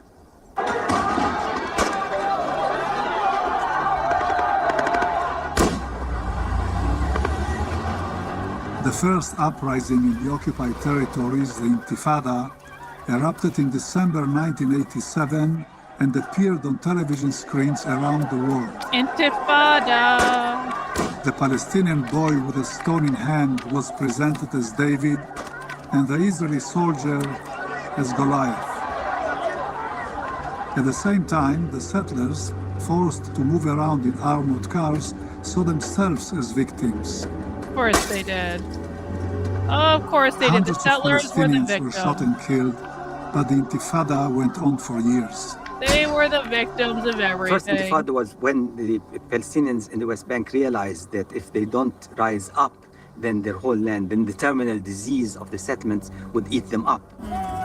As the clashes continued, many in Israel concluded that military force alone could not end the violence. The need for a peaceful resolution, they said, became all the more urgent.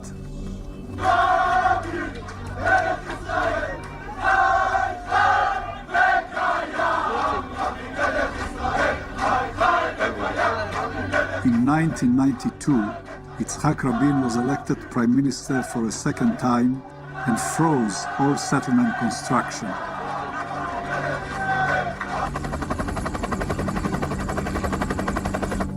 עשיתי סיור אתמול, 2 יישובים, כל אחד 30 משפחות. לתת להם ביטחון בצירי תנועה או במרכיבי ביטחון, $250,000 למשפחה.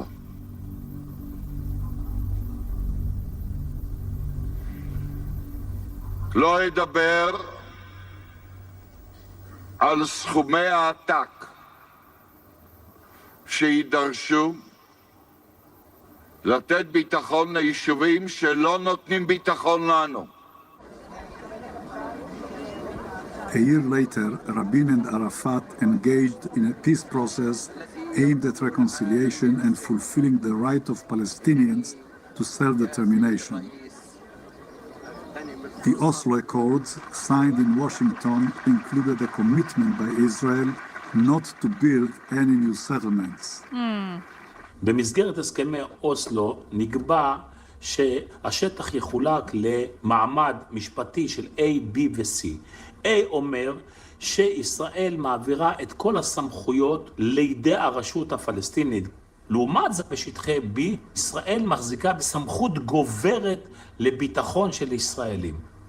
שטח C זה 60% משטח הגדה המערבית. שם יש לנו את כל ההתנחלויות, וזה בריבונות ישראל.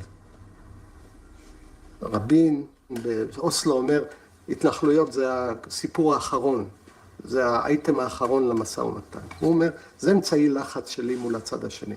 אבל צריך לזכור, הרבה פעמים אתה נהפך להיות עבד לאמצעים שלך. אגב, דבר מקביל קורה גם בצד הפלסטיני. הפלסטינאים מעולם לא אמרו לישראלים, אנחנו פה הולכים לסוף סכסוך. והישראלים מעולם לא אמרו לפלסטינאים, אנחנו הולכים פה למדינה פלסטינאית על בסיס של גבולות 67. הם אמרו, את זה נשאיר שם לסוף. לא כך אפשר לנהל תהליך פיוס. כשבדרך מתרחשים אירועים נוראים.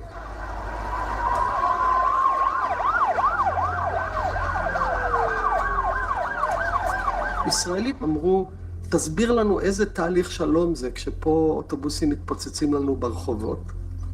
פלסטינאים שאלו, תסביר לנו איזה תהליך שלום זה כשיש המשך של התנחלות ונוכחות עוד יותר מסיבית בכבישים שלנו, של מחסומים וכו' וכו' וכו'.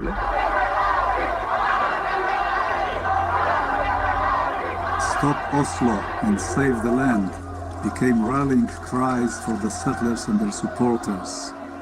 Prime Minister Yitzhak Rabin was marked as the main culprit.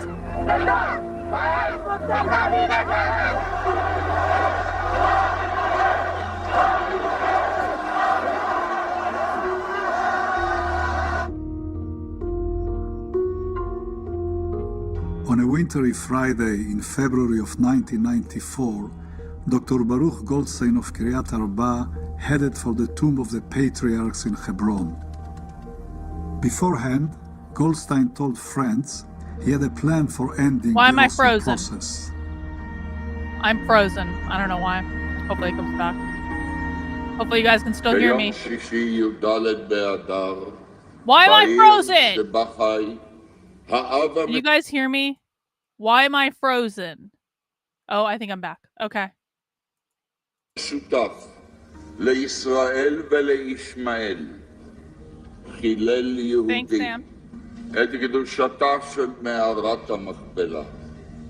בשעה שמאות מאמינים מוסלמים התפללו לאלוהיהם בעיצומו של צום הרמדאן, פתח יהודי בן בליעל באש, הרג עשרות מתפללים מוסלמים ופצע עשרות רבים נוספים.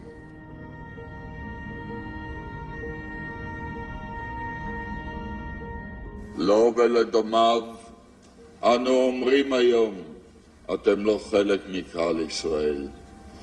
אתם בושה לציונות וחרפה ליהדות.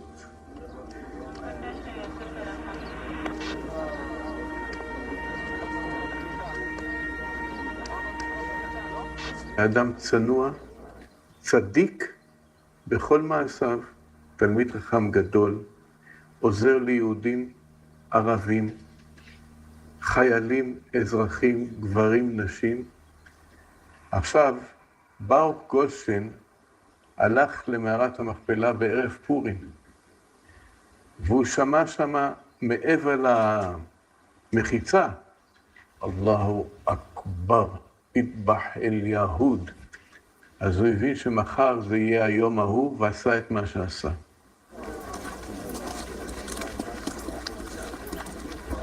While Yitzhak Rabin was describing Goldstein as a disgrace to Zionism and a blot on Judaism, many on the extreme right eulogized Goldstein as a hero and martyr. One of the many attending Goldstein's funeral was Bar-Ilan University law student Igal Amir. On November 4th, 1995, Amir carried out his own plan to end the peace process and save the settlements. He murdered Yitzhak Rabin.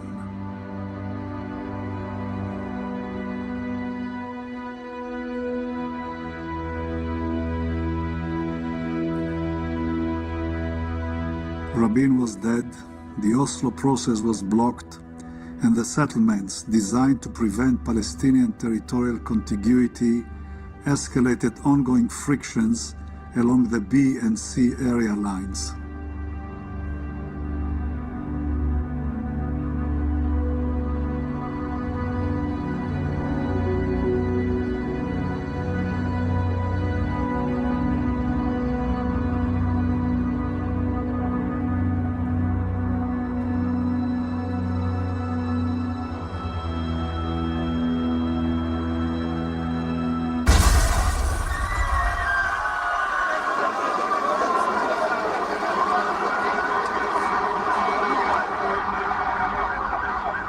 The Second Intifada was by far more brutal, more savage, and more lethal than the first.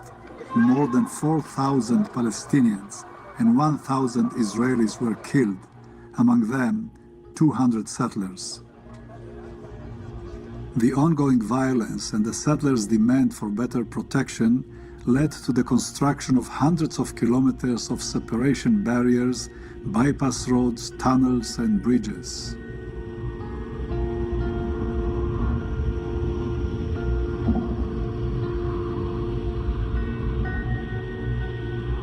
מדינת ישראל משקיעה מאמצים אדירים ומשאבים אדירים כדי ליצור הפרדה בין ישראלים לפלסטינים בגדה המערבית. אנחנו הוצאנו צווים שאוסרים על פלסטינים להיכנס לשטחים מוניציפליים ישראלים בגדה המערבית, כלומר להתנחלויות, אלא אם יש להם היתר. אנחנו הוצאנו גם צווים שאוסרים על ישראלים להיכנס לשטחי A בגדה המערבית. אנחנו יצרנו ככה אזורי מחיה נפרדים. אנחנו בנינו כבישים. So now they've created a completely segregated state, which, you know, I didn't think that we liked stuff like this, but apparently it's okay to do this when you're Jewish. שנועדו לשרת רק את הישראלים, וכבישים בדרך כלל מתחת, שנועדו לשרת את הפלסטינים.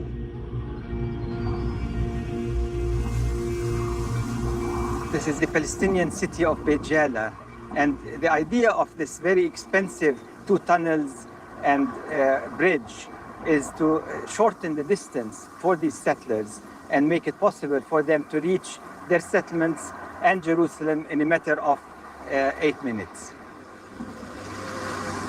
It allows the Israelis to pretend that they have never left Israel, although they have left Israel of 67 and gone to their illegal settlements on the Palestinian side.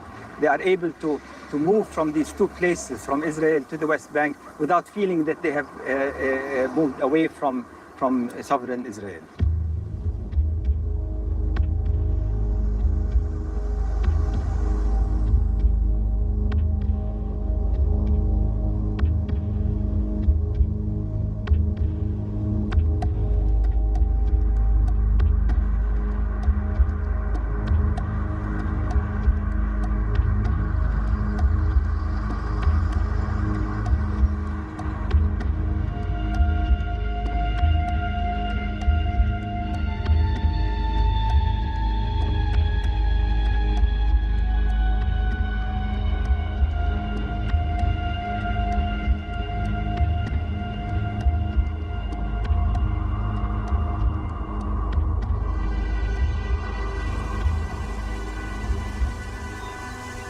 אני נולדתי פה. זה לא מבחינתי החלטה. טוב, אני אבוא לגור בהתנחלות. גדלתי שם, זה לא... מבחינתי זה דבר אחד שלם. כל הדיבורים על מעבר לקו הירוק וכל זה, זה לא כאילו... אני לא רואה את זה, כי מבחינתי זה חלק מהחיים. Funny! I kind of feel like the Palestinians probably felt exactly the same way when you idiots were moving on to their land. I've grown up here my entire life. I don't know any other way. Okay, yeah, so exactly what you did to other people? Like, exactly what you guys did? שלי. אני לא רואה את המחסום שאני עוברת שאני נוסעת לירושלים. הוא לא קיים, כאילו. כי אני פשוט חלק מזה. למה בחרת לבנות את הבית שלך בצורת יורט? אהבנו את הרעיון. וגם אנחנו גרים במקום שהוא לא חוקי, אז חשבנו שאולי אם פעם המקום הזה לא יהיה קיים, אז נוכל, כאילו אם יבואו להרוס לנו את הבית, אז נוכל לפרק אותו ושלא ירסו לנו. Or are these Palestinians? I'm not sure. I'm actually very confused. Are those Palestinians or Israelis? I don't even know anymore.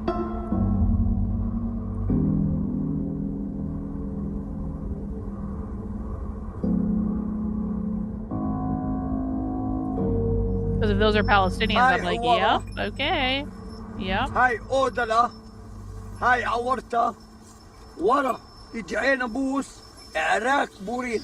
هذول المناطق اللي أنا سميت لك إياهن هذول متأذين من المستوطنات اللي بديانها. هاي مستوطنة تتصاب.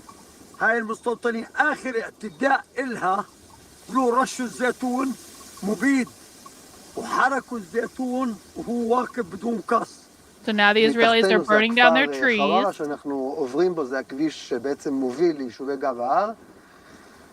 והלאה והלאה, כפי שהם רואים, הם מתפשטים ללא מפריע לצערנו לכל ההרים והגבעות. איך זה שאין גדר פה ביצהר? גדר היא בסופו של דבר גדר תודעתית. זאת הגדר האמיתית. גדר מלשון הגדרה. מה אתה מגדיר שהוא באמת שלך? How do you define what's really yours and what's really not? It's basically impossible. מנטלית. How would we ever do that? גדר בראש. הגדר הפיזית היא באמת לא משמשת לשום דבר. גדר פיזית אומרת לערבי שעד הגדר זה השטח שלך. ומהגדר זה השטח של היהודים. למה אתם לא שמים גדר סביב הבורין? احنا بدنا نحط جدار على داير بورين مشان نحدد للمستوطنين وينهم ويننا. لا هاي أراضينا مش أراضيهم تربط عليها بس. אבל זה ישמור עליכם. لا لا لا لا لا لا ما بيحمينا لا ما بيحمي هذا لا هذا بحط حدود للمستوطنين إنه لا نحدكم وباخذوا لعند السوق فإحنا ما بدنا. See, this guy knows what's up. This guy knows what's up because the other guy's like, why don't you just build a fence around your stuff? And this guy's like, well, if we build a fence around this, then Israel's going to take everything that's not inside the fence. And we don't want to give up that land either because it's all of our land. And so, no, we're not going to fucking build a fence around this because we are going to be giving up land the minute that we try to have a border or something. It's like... الأرض إنها محل دور المستوطنين، هاي أرضنا وبدنا ناخذها وبنضل نروح عليها وهي بين الدور.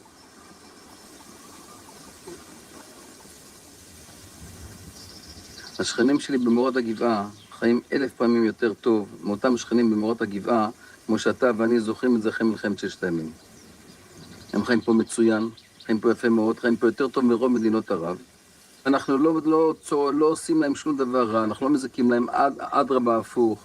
הם מקבלים פה חיים הרבה יותר נוחים על הבסיס הפרטי. אצלנו עובדים ערבים וביחסים מצוינים. והכל, הנה, אחד העובדים מתחתן, הוא אמר, כמה חבל שאני לא יכול להזמין אתכם, את כולכם לחתונה שלנו בכפר. ולמה הוא לא יכול? משום שהם לא ייתנו לו. הם בכפר, הם יפסיקו את החתונה ואותנו לא יודע איך נצא משם. אתם יכולים להזמין אותו לחתונה אצלכם? איזה שאלה? לא. למה לא? לבת עין? לא לבת עין, לגפנה, זהו, אי אפשר. לא. לבת עין פה גם לא. למה?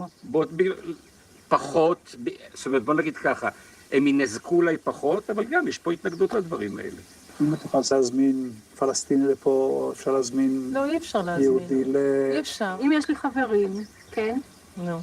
אבל אין כניסה לערבים בבית עין. אנחנו לא נותנים להיכנס לערבים. זה נראה לך הגיוני הדבר הזה? בסדר, זה כבר שאם את רוצה היום לשנות את הדברים האלה, זו שאלה אחרת. את באת לכאן על דעת משהו מסוים. את לא יכולה להחליט שאת רוצה עכשיו להשתנות. תלכי תשתני, אבל את לא יכולה לשנות את כל הרוח שלנו הראשונית של היישוב. את מבינה? אני חושבת שזה באמת גזעני, לא להכניס לפה, זה לא רק ערבים. זה ממשיך, כאילו. אנשים שהם לא יהודים, כאילו... אז עכשיו תחשבי, בסדר, אז אנשים צעירים שלא מבינים, עוד לא מבינים את החיים, יכולים להגיד דברים כאלה. אבל כשאתה מתבגר ואתה נפתח ואתה רואה, מסתובב בעולם, אי אפשר לא לחשוב הפוך. אם אני אגיע למקום שיגידו ליהודים אין פה כניסה. בסדר, אבל אולי זה זמן לפתור את הבעיה. לא ככה, לא מול הטלוויזיה, לא מול הסרט, לא בסרט. לא צריכה להזמין אותי. נכון. צודקת. שכונת הר אפרים, נחלת אסתר, ובעוקף כאן אנחנו רואים... באזור שלנו, בכפר הסמוך, היה מצב של יידוי אבנים מדי פעם. אני אמרתי ככה, אני אגש לכפר, אני אגש בעצמי. אמרתי, מי ראש הכפר? הלכו הביאו אותו, הייתי בלי נשק, ראו שאני בלי נשק, גם חולצה בעירה, כך שאי אפשר לחשוב שאני מחביאה גם משהו למטה. עמדתי לבד, ואמרתי, תראה, בזמן האחרון הייתה כאן הרמת ראש. ראיתי שפעם אחרי פעם, אני רוצה פשוט שיהיה ברור. זה לא יהיה יותר. אנחנו שכנים. זאת הייתה אמירה ברורה, זה לא יהיה יותר. אם אנחנו משווים את זה לכיבוד הורים, מדי פעם ילד מתרצף, יש הרמת ראש, יש הרמת ראש. אבל אתה מכבה את זה, אתה סוגר את זה באיבו. זה לא.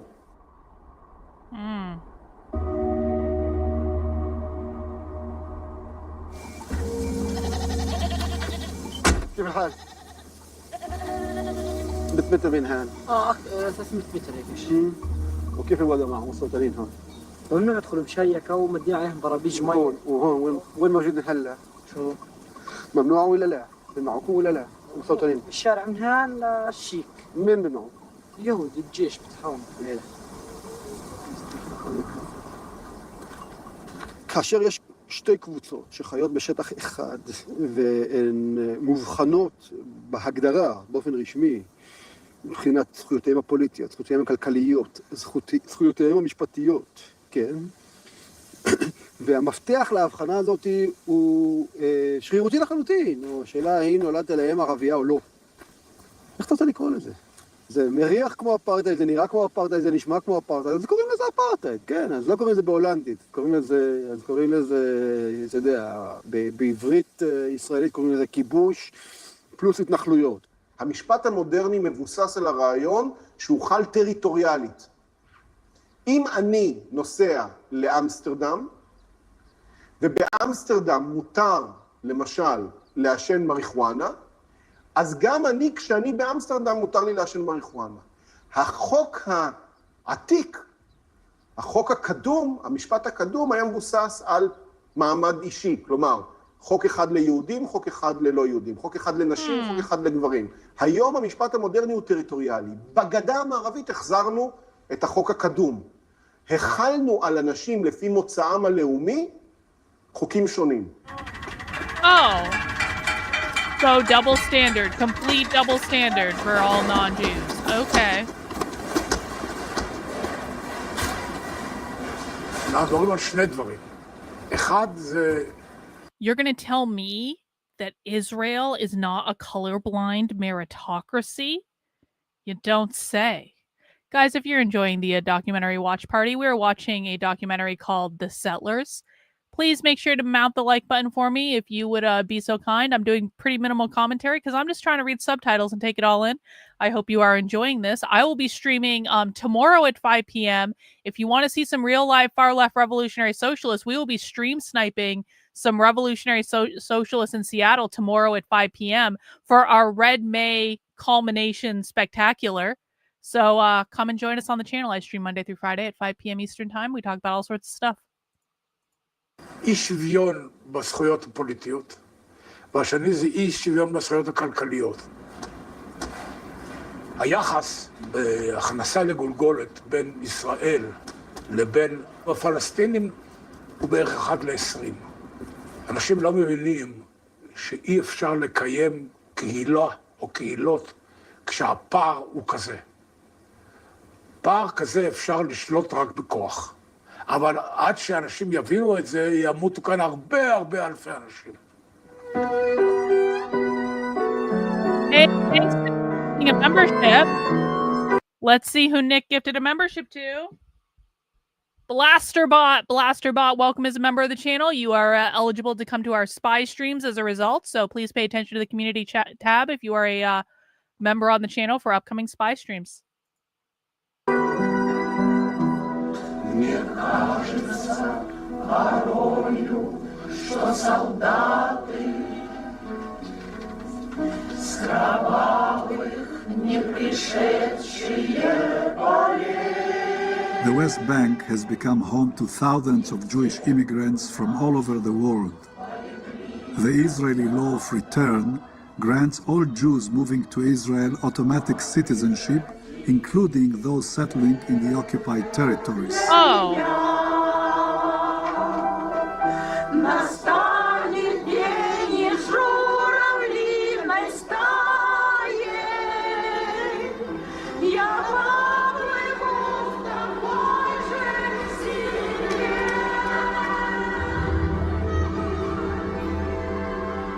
Physical separation between Israelis and Palestinians, combined with the growing confidence that no Israeli government would withdraw from the major settlement blocks in the West Bank, encouraged settlers who were drawn more by socioeconomic opportunities than by biblical prophecies. Those newcomers account, in fact, for the vast majority, about 80% of the Jewish settlers in the West Bank. למה הגענו לפה? גרנו בירושלים, 88 מטר, נולדנו עוד ילד, חיפשנו להרחיב. עוד חדר היה משמעות של תוספת של 400,000 שקל. לעוד חדר בירושלים, ובפחות מחצי מזה יכולנו לבנות את כל הדבר הזה פה. מה יש לנו פה? יש לנו פה 320 מטר. בנוי. בנוי. חדר שינה שלי שהוא 45 מטר. סתם רציתי. זה חצי מהבית הקודם שהיה לי. אבל אמרתי, טוב, אם אנחנו כבר באים לפה, אז תן לנו ליהנות. תמיד רציתי סלון בתוך חדר שינה. כמה זה מפה לירושלים? אני עושה את זה ב7 דקות, כי אני יוצא ב4 בבוקר. אני נוסע גם 160. דרך אגב, אין פה אכיפה של משטרת ישראל. אין אכיפה. משטרת ישראל לא נכנסת לפה. הקו הירוק זה רק עניין פסיכולוגי. אין לזה שום משמעות בשטח. ארץ ישראל הפכה להיות ליחידה גיאופוליטית אחת לפני 20 שנה. עכשיו מה שנשאר זה הרצון של אנשים שלא רוצים להתעסק בפוליטיקה, לשפר את מגוריהם ולבנות לעצמם פרבר עם גינה ועם דשא ועם בריכת שחייה. ואז אם אתה מסבסד אותם, אפילו אם הם לא בעד ארץ ישראל השלמה, הם יתמכו בארץ ישראל השלמה, כי זה מגן על רמת החיים החדשה שהם יצרו או שיצרו בשבילם.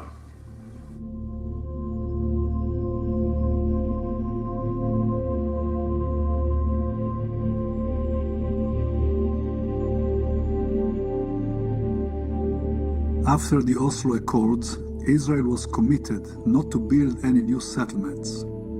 It did, however, massively expand the existing ones.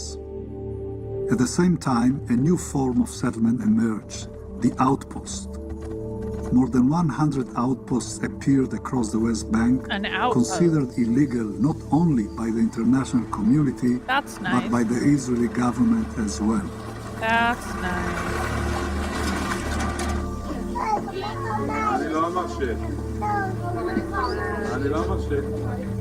Living on the edges of the larger West Bank settlements, new kinds of settlers call this place home. Adventurers, converted Jews, born again, repentant, all reinventing themselves in the biblical light of Judea and Samaria. יש פה הרבה אנשים שקצת מחפשים את עצמם. ההורים שלהם היו היפים כאלה בדרך כלל, וגם ההורים שלי, ומתוך זה, מתוך המקום הזה שלפעמים הוא גם קיצוני, הם הלכו לקיצוניות אחרת, כמו שמאפיין את החוזרים בתשובה, והילדים שלהם הלכו לאיבוד.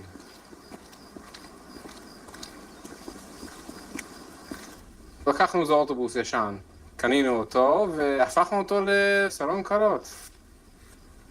אמא שלי באה ממשפחה אמריקאית, בוא נגיד רגילה, זאת אומרת, מה שנקרא וואספ, מבחינת המוצא. ואיזה דת? תשמע, הם היו פה בכל פרוטסטנטים. כבר הרבה דורות הם לא היו פרוטסטנטים. אני יודע שהם השתייכו למה שנקרא יוניטריאן. אתה מחשיב את עצמך כציוני? ציוני? לא. את האמת, לא. אז למה אתה חי פה? כי זה המקום שלי. הגעתי לפה, החיים המוזרים שלי הובילו אותי לפה. אני מרגיש מאוד מחובר למקום הזה, אני אוהב את האדמה הזאת. וזה המקום, זה הפינה שלי בעולם.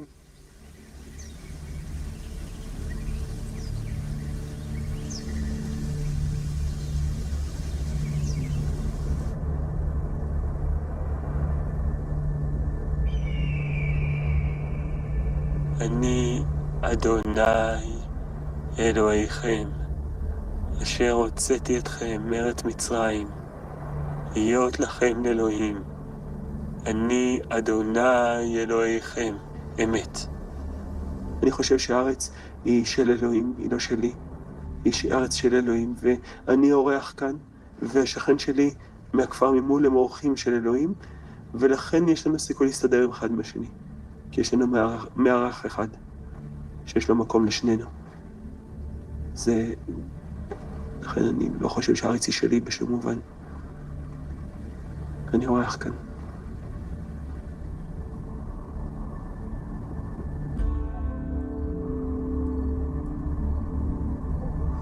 The Israeli occupation that began in 1967 will be ended through a settlement negotiated between the parties.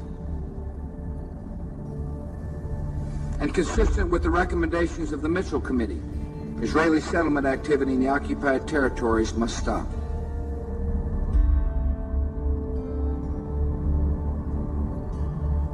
ב-2004 היה לחץ מסיבי של הנשיא בוש על ראש הממשלה אריאל שרון, בטענה שאת ההתחייבויות שהוא נתן לממשלת ארצות הברית הוא לא מילא. מה היו ההתחייבויות? לפנות את כל המאחזים מתחילת תקופת כהונתו של שרון, לא להעביר כספי מדינה להתנחלויות, וההתחייבות השלישית הייתה לא לבנות מעבר למה שנקרא ה-construction line. אף אחת מההתחייבויות האלה לא מולאה, והנשיא בוש מאוד כעס על ראש הממשלה. באותו זמן, ב-2004, התבקשתי על ידי ראש הממשלה שרון להכין דוח על המאחזים הבלתי חוקיים בגדה המערבית. אני מניתי בין 95 למרץ 2005, שבו הגשתי את הדוח לממשלה, 105 מאחזים. ממצאי הדוח היו שמי שעומד מאחורי הקמת המאחזים האלה היא מדינת ישראל. מאחורי גבה של הממשלה, באופן בלתי חוקי, אבל תוך מעורבות של משרדי ממשלה כאלה ואחרים, מתנחלים, מועצות מקומיות בשטחים, אבל הם אלה שהקימו את המאחזים מכספי מדינת ישראל, והכל באופן בלתי חוקי. זאת אומרת, הבלתי חוקיות נהפכה לממוסדת. הממשלה לא יכלה להחליט על הקמת יישובים חדשים, בגלל שהאמריקאים קיבלו מאיתנו כנראה התחייבויות בעל פה, וראש ממשלה לא רצה להפר אותן, אבל יחד עם זה הרצון להקים התנחלויות היה קיים, ומצאו את הפטנט הזה, השיטה הזאת, שהממשלה לא יודעת שקמות התנחלויות על חשבון תקציב המדינה.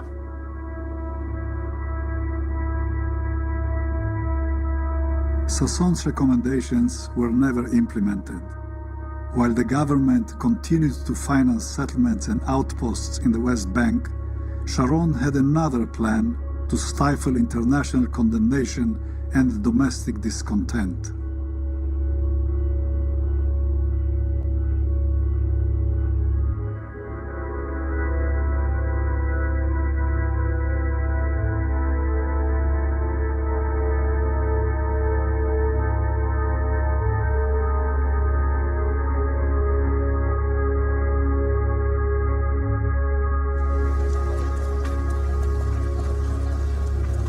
אין זה סוד שגם אני, כמו רבים אחרים, האמנתי וקיוויתי שנוכל להיאחז לעד בנצרים ובכפר דרום.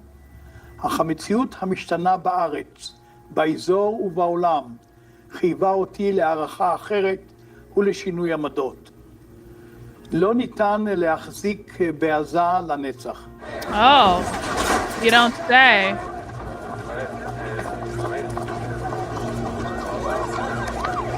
תרשום את זה לפניך. בעזרת השם יתברך, הציבור בגוש קטיף לא יעקר ממקומו.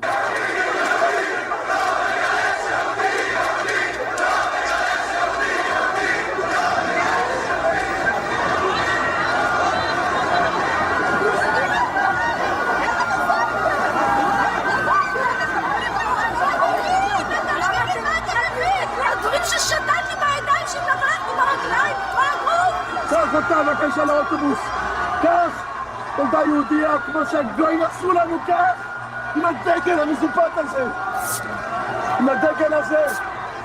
טו!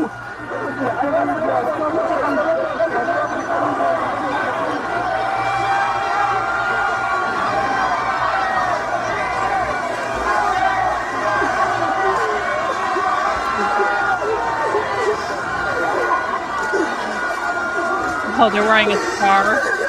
Yo.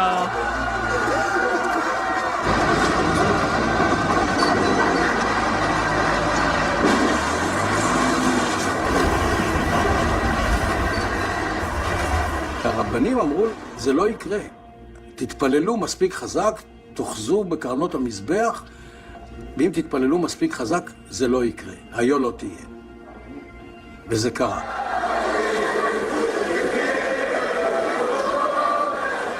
מה קורה כאשר הנבואה מבטיחה לך משהו מאוד מאוד קונקרטי, שברור שהעובדות מראות שהוא לא יתקיים? בניגוד למה שאולי אנחנו היינו מצפים או מקווים, אנשים לא מאבדים את האמונה שלהם, אלא מצליחים להסביר את מה שקרה בעזרת כל מיני דרכים, ולא רק זה, אלא שבדרך כלל מכפילים את המאמצים שלהם להשיג את אותה גאולה שהובטחה להם ולא התקיימה. זאת אומרת, היצר המשיחי רק מתעצם מכישלון הנבואה. The Lord gave, and the Lord hath taken away, believers say. In the Gaza Strip, it was Sharon who gave and who took away. The great builder who employed his political and executive powers to establish the settlement enterprise as an irreversible fact was also the one who gave the order to destroy the Gaza settlements.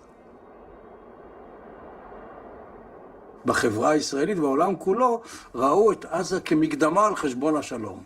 איזה פרומו להצגה הגדולה של פינוי הגדה המערבית. אבל זה בכלל לא היה It wasn't in his cards, זה לא היה בכלל במחשבה של שרון. עזה נועדה להכשיל את תהליך השלום.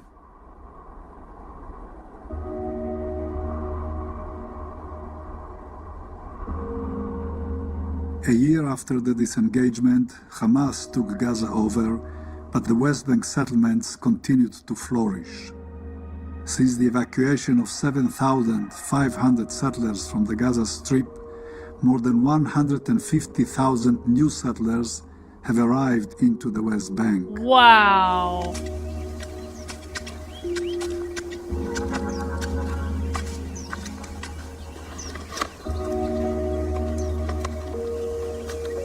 We are a volunteer organization called Hayuvel, which means the Jubilee. People like us all over the world that begin to read the Old Testament and realized, hey, like, how do we help be a part of this amazing thing that's going on? Me to be here and doing this is like, this is one of the most significant things that I've ever done in my life. A Tennessee boy standing on the mountains of Samaria, and I'm planting vineyards, which Jeremiah prophesied 3,000 years ago. So we're on the Jewish people's side for sure. Like, there's no way we're gonna fight against them. We wouldn't dare. After seeing how God fights for them and all the different wars that have happened here, we'll stay on their side. Uh-huh.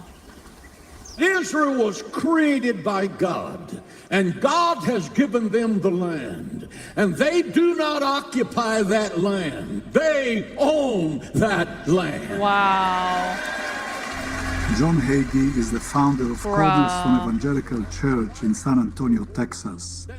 His national radio and television teachings are followed by millions in the United States and around the world.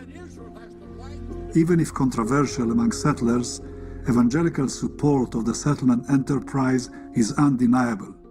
Financial donations, hundreds of volunteers, and political support in the corridors of power in Washington.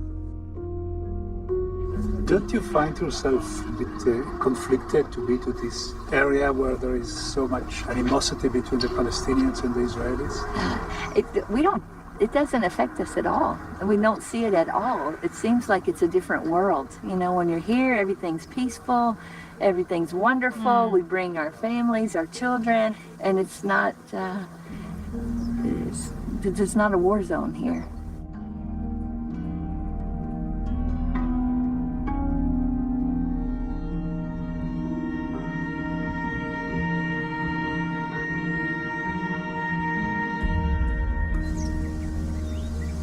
In March of 2011, two young Palestinians, Amjad and Hakim Awad, from the village of Awarta, snuck into the nearby settlement of Itamar.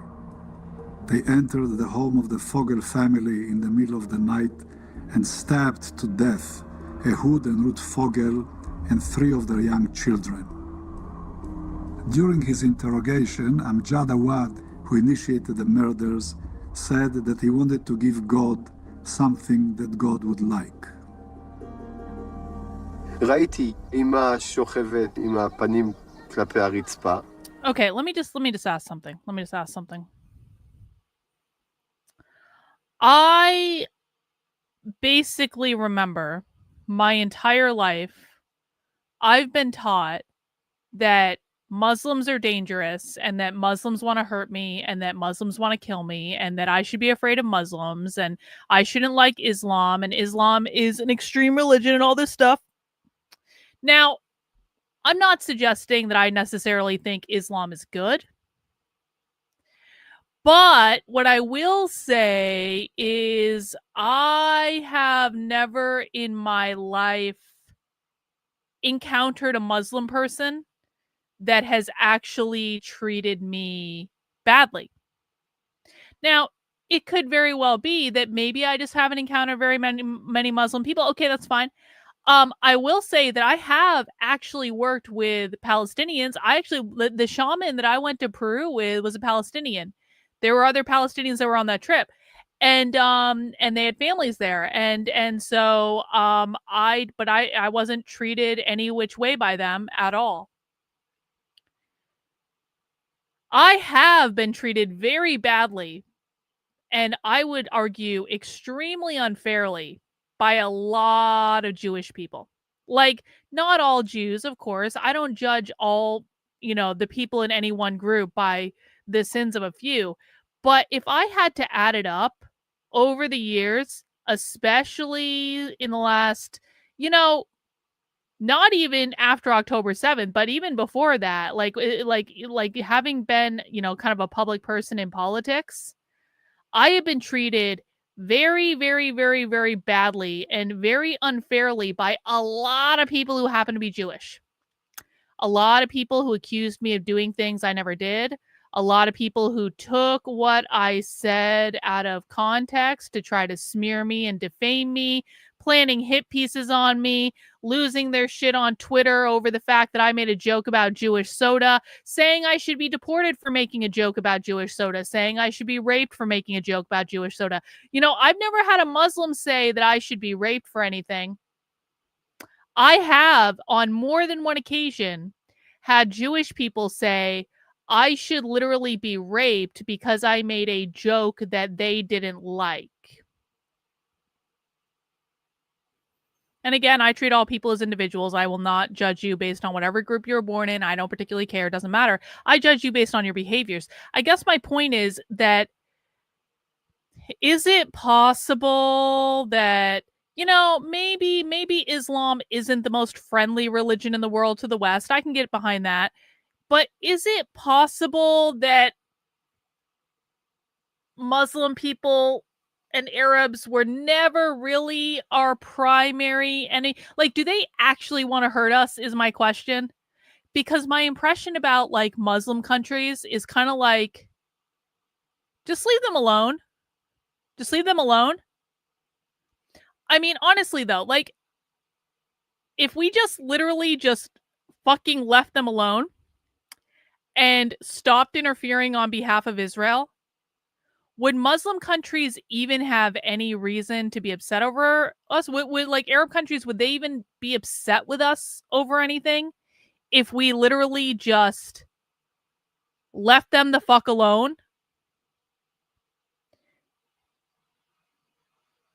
Where is it possible that maybe we never had to be afraid of them from the beginning, as long as we just left them alone and we didn't fuck with their shit?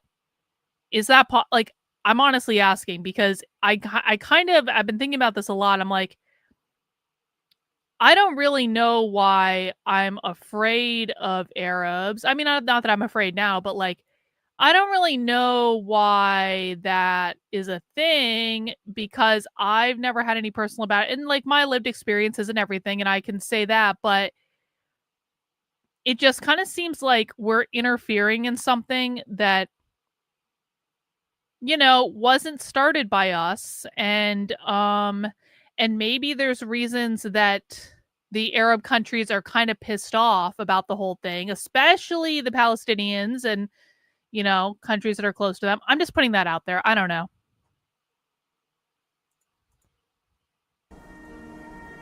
אבא שוכב על המיטה, הייתה תינוקת מתה.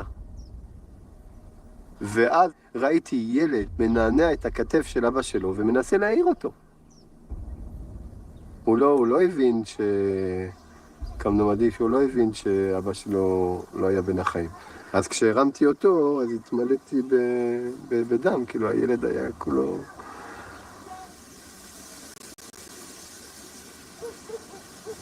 איך הרצח השפיע על היישוב? זה מצחיק להגיד, אבל השפיע לטובה. היישוב מאוד התחזק. Well, Craig, here's the thing. Here's what I'm going to say.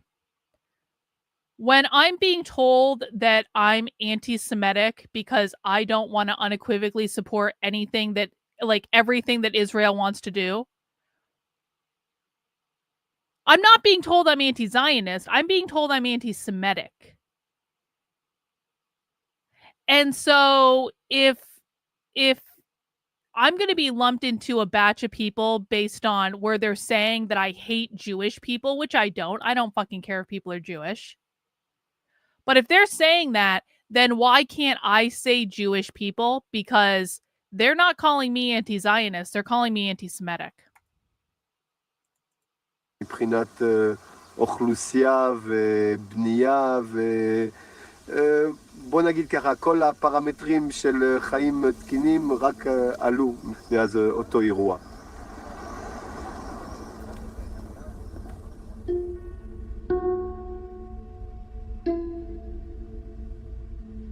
The West Bank is scattered with dozens of outposts that were established in response to the murder of settlers. Many of the outposts are also named after the victims.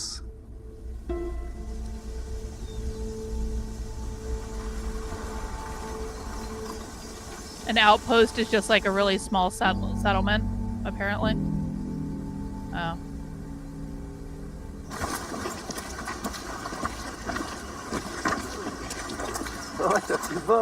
מה זה, הגעת מהגן? כן. עליך כיף? מה זה? תגיד לי, מותר לי לצאת מהבית? לא. לא. למה? כי שוטרים לא מרשים לך. ולמה אני לא בכלא? כי אתה לא גילית. מה לא גיליתי? שהרבצת לערבים. אבל אתה מגלה? לא. אסור לגלות, נכון? כי אני קטן. אתה קטן? אתה הרבצת לערבים? לא. ושתהיה גדול מה יקרה? אתה תבוא איתי? לאיפה תבוא איתי? מה תעשה איתי? להרביץ לערבים. Wow. כן? That's nice. That's nice. יש פה הרבה נוכחות של צבא, משטרה. See, and here we go. Here we go. Here we go. I can sit here and say, I don't give a flying fuck if people are Jewish. I can sit here and say, I don't judge people based on their identity groups, even if I can point out correctly that many, many, many Jewish people have called for me to be raped and deported and worse than that, based on me making a joke about soda. I can point out correctly that I have had hit pieces planted on me by Jews, that I've had massive smear campaigns planted on me by Jews, that I've had a whole lot of Jewish people try to destroy my life. And I still don't care if people are Jewish, and I will not judge you based on being Jewish. I will judge you based on your behaviors. And here we go. Here we go. You're obviously anti-Jewish. Why are you lying about this? You're obviously anti-Jewish. Oh my God. I don't care. I don't care that you say repeatedly that you don't care that this is why we don't say Zionists. This is why we don't say Zionists. Just so we're clear. This is why we don't say Zionists. Because if you say Zionists, you're still going to get Jewish fucking assholes, because I guarantee you this guy is Jewish, saying, you're anti-Jewish. And then we block those people and we permanently ban them from the channel because they are not, sadly, smart enough to be here. Goodbye. כן, יש פה חסית הרבה, הם לא בהכרח שומרים עלינו. הרבה מזה זה שמירה על הערבים. מפני? מפני יהודים שינקמו, מפני יהודים שיעשו דברים. No.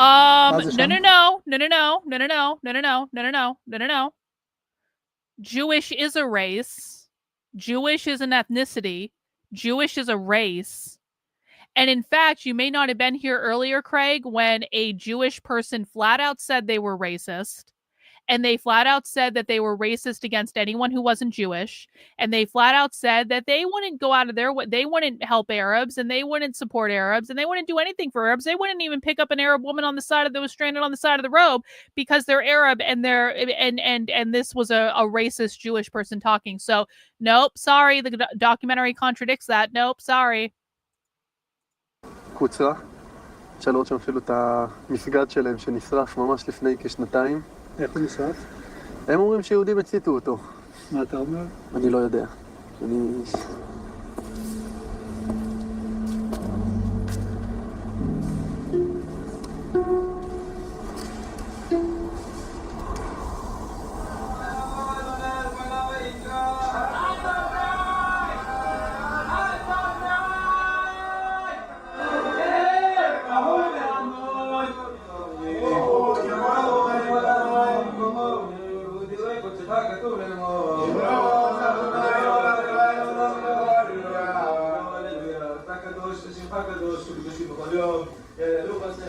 מה זה נוער הגבעות?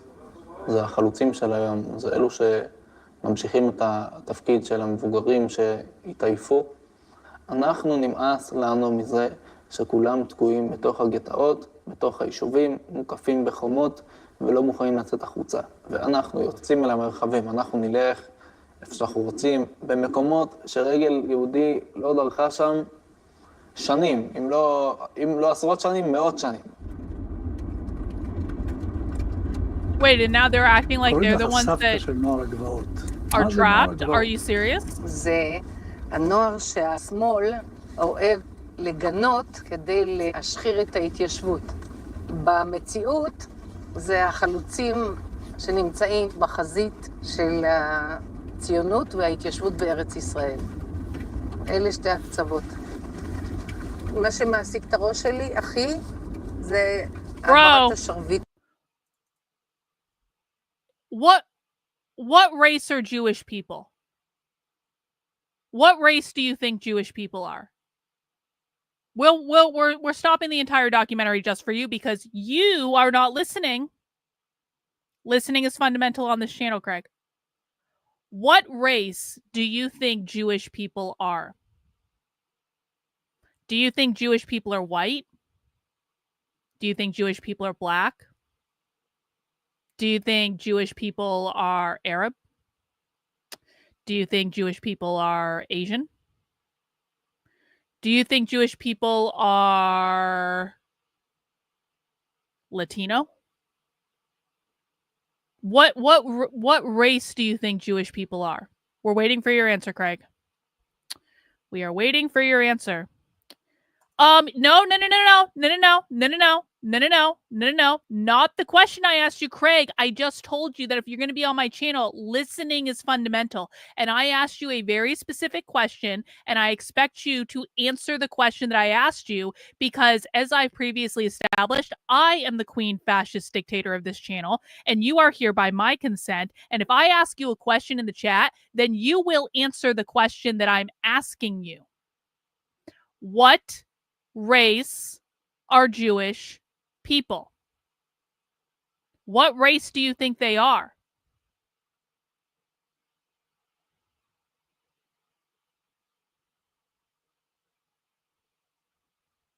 We're waiting. We're waiting for your answer, Craig. We're waiting. We're waiting. We're waiting.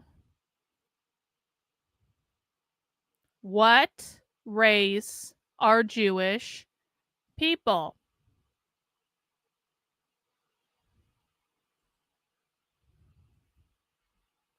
We're waiting. Craig, we've stopped the entire stream just for you. No. This is your last chance. If you do not answer the question that I'm asking you, you're going to get permanently banned from my channel because now you're pissing me off. I have asked you a question. You are going to answer the question that I'm asking you, or you are going to be permanently silenced because you've proven that you don't know how to listen. And Craig, if you don't know how to listen, then you don't belong in my chat. We're a high IQ chat. We're not a low IQ retard chat. We are a high IQ chat. That's what keeps everything nice. What race are Jewish people? Waiting for your answer, Craig.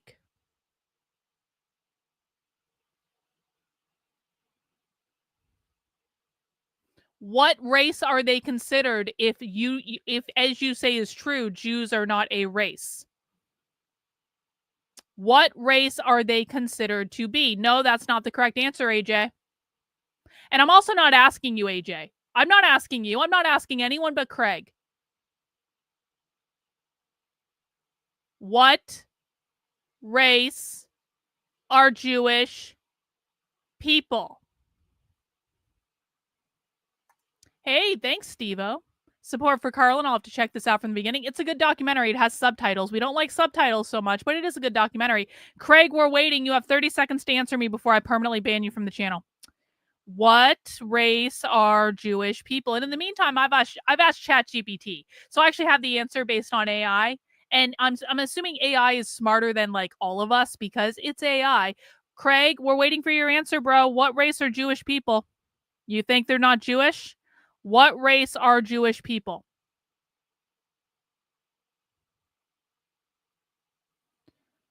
I'm not asking anyone but Craig. I'm really not asking for anyone else's input but for Craig. Oh my God, you didn't answer my question again? Craig, I'm very sorry, but because you didn't listen, you're now permanently banned from my channel. Goodbye.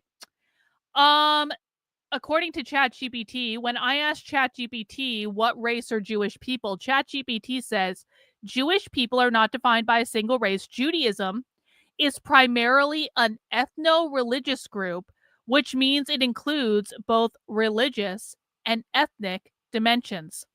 People who identify as Jewish may belong to any race, but historically, most Jews trace their ancestry back to one of several major ethnic subgroups: Ashkenazi Jews, Sephardi Jews, Mizrahi Jews, Ethiopian Jews. So you're telling me the race of Jewish people is the specific sect of Jewish people that they're descended from. So do you want to explain to me how Jewish people are not a race? Because I flat out heard Jewish people say, I'm not white, I'm Jewish. And when someone is identifying their race as Ashkenazi, that means Ashkenazi Jew, which to me, regardless of which specific lineage, it still kind of means Jewish because it literally has fucking Jewish in the word, in the title, in the label, if you will. So I'm going to say that Jewish is a race. Jewish is also a religion. Jewish is an ethnicity. And therefore, ergo, they're not any other race. They're just Jewish. Sorry. And I'm just stating fact. I'm literally just stating fact. You cannot worm your way out of like, it's an ethno-religious group that are all descended from different types of Jews. Okay, well, the labels literally say Jew. You guys see this, right?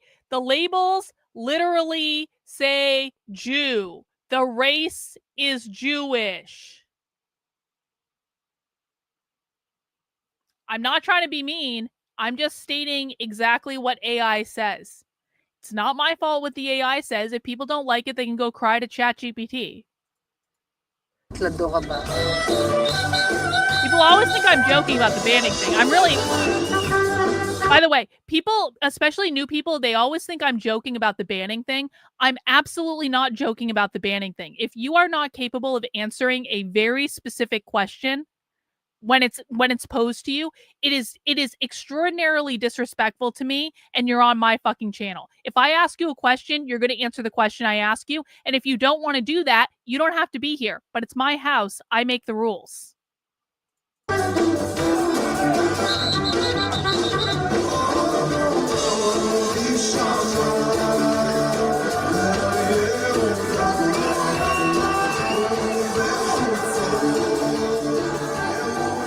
נוער הגבעות, הייתי אומר, יש לו קנאת שהיד.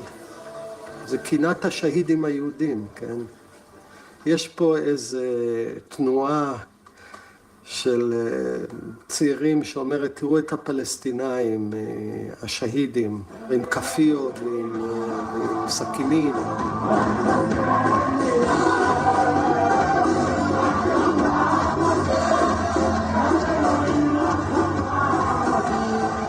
אין להם כוח פוליטי של ממש, אבל הם יכולים להצית תבערה בצד השני, שיהיה לה דינמיקה כזאת שתמנע פתרון.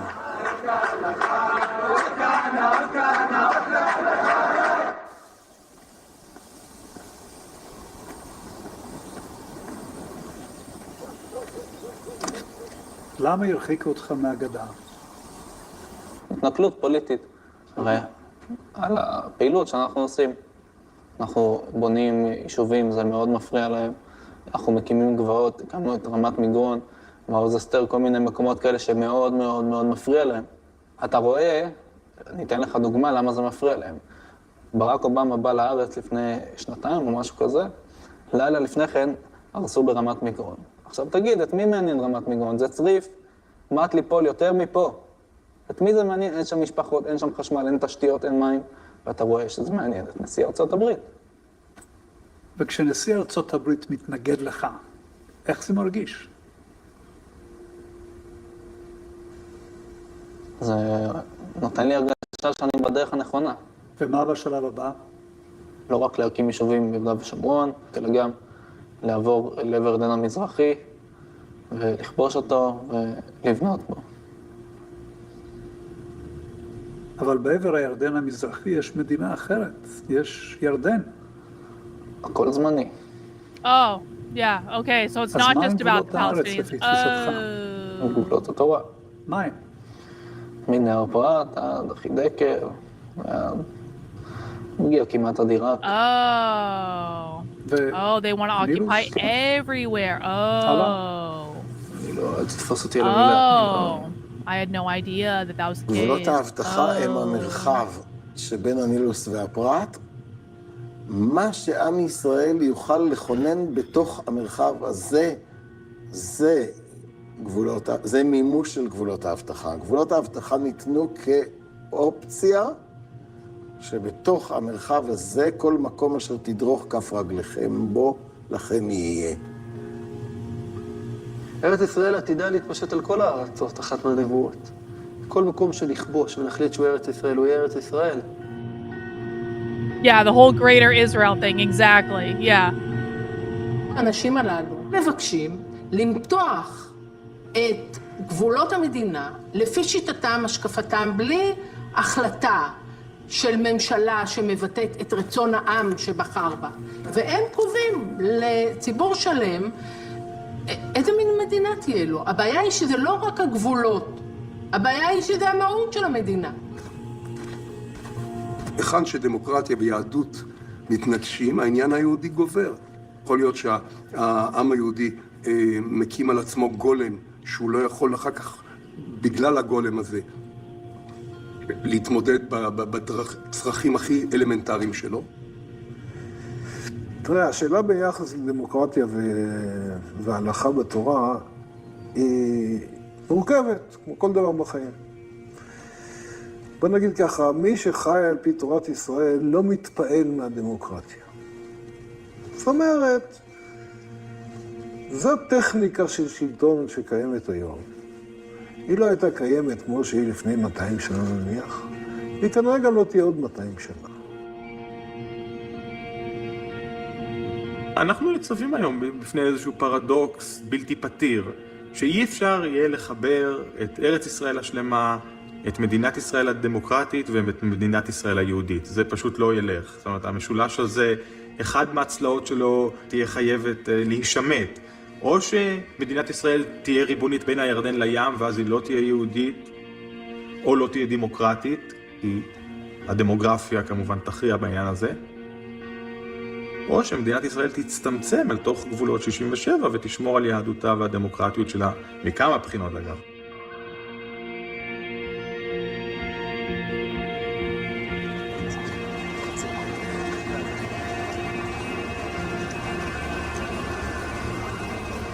In May 2015, Rabbi Moshe Levinger, the legendary leader of the early settlers, passed away. His funeral procession began with a eulogy by the President of Israel at the Tomb of the Patriarchs and ended with burial in the ancient cemetery of Hebron. Even in his death, Levinger celebrated his life's mission.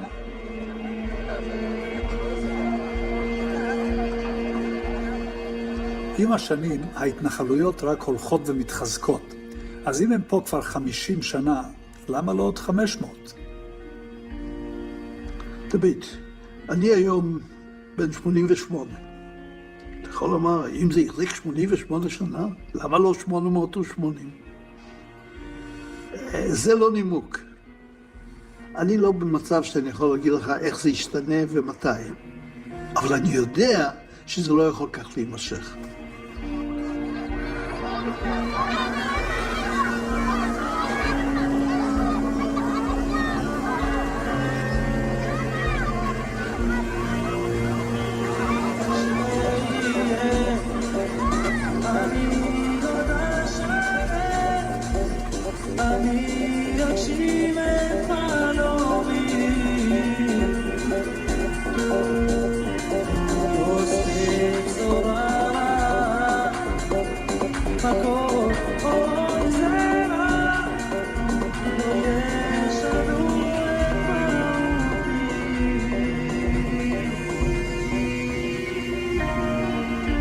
ואנו מתכבדים להזמין את יושב ראש הבית היהודי, שר הכלכלה, שר הדתות, קיצור, אח שלנו. טלי, בבקשה. כל מיני מקומות באירופה מנסים לומר לנו שזו לא הבית שלנו, שזאת לא הארץ שלנו. אם זה לא הבית שלנו, אז אני הומלס, אז אני נטול בית. והתשובה לנציבות האירופית זה עוד ברית ועוד לידה ועוד ישוב.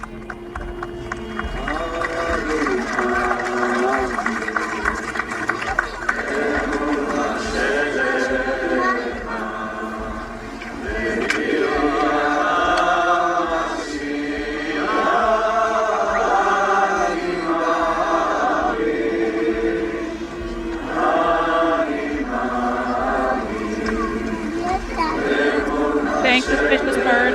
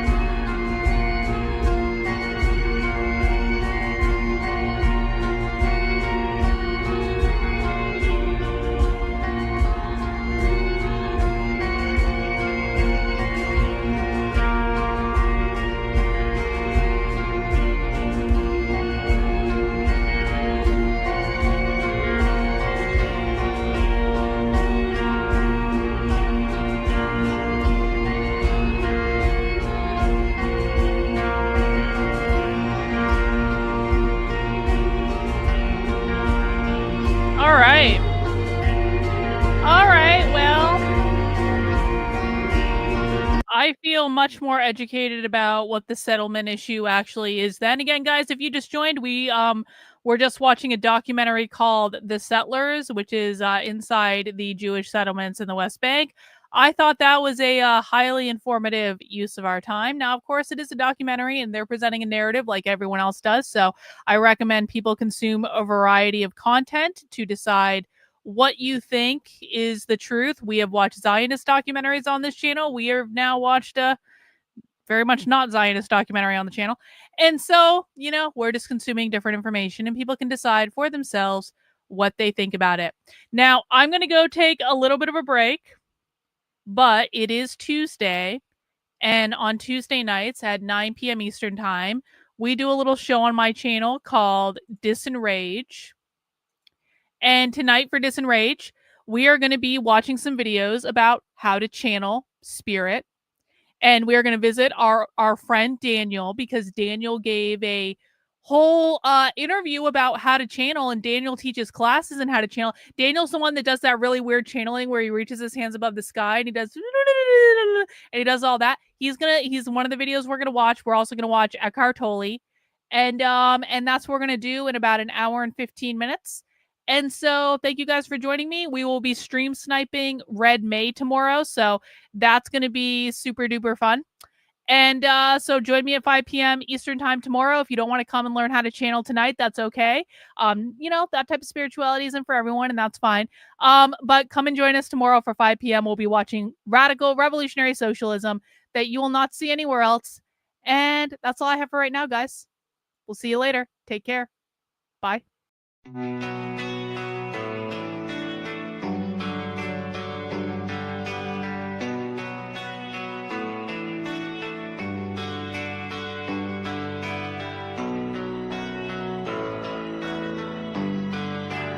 How are you feeling? How long have you been here? 3 months, May 17th. And what brought you? That's difficult to answer.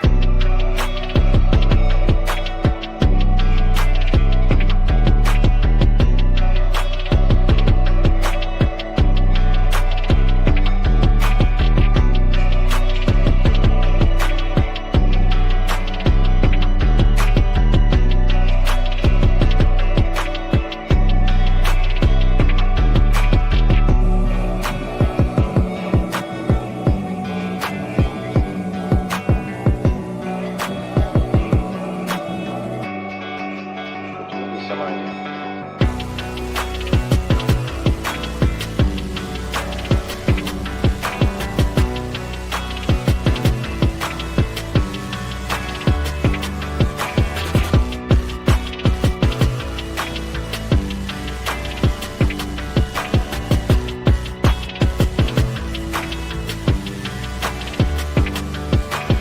I am not completely like other people. What do you mean by that? People dislike me because I am not completely like them.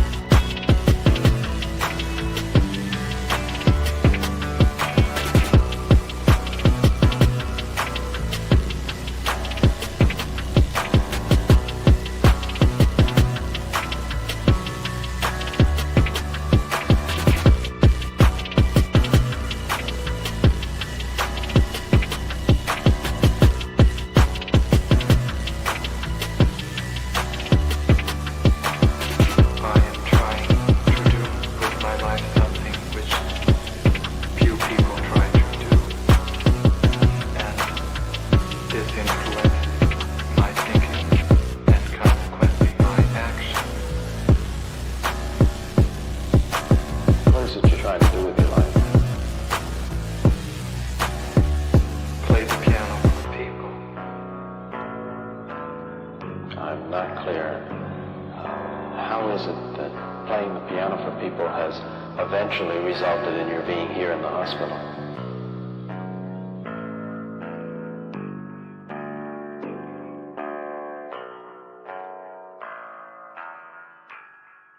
That's difficult to answer.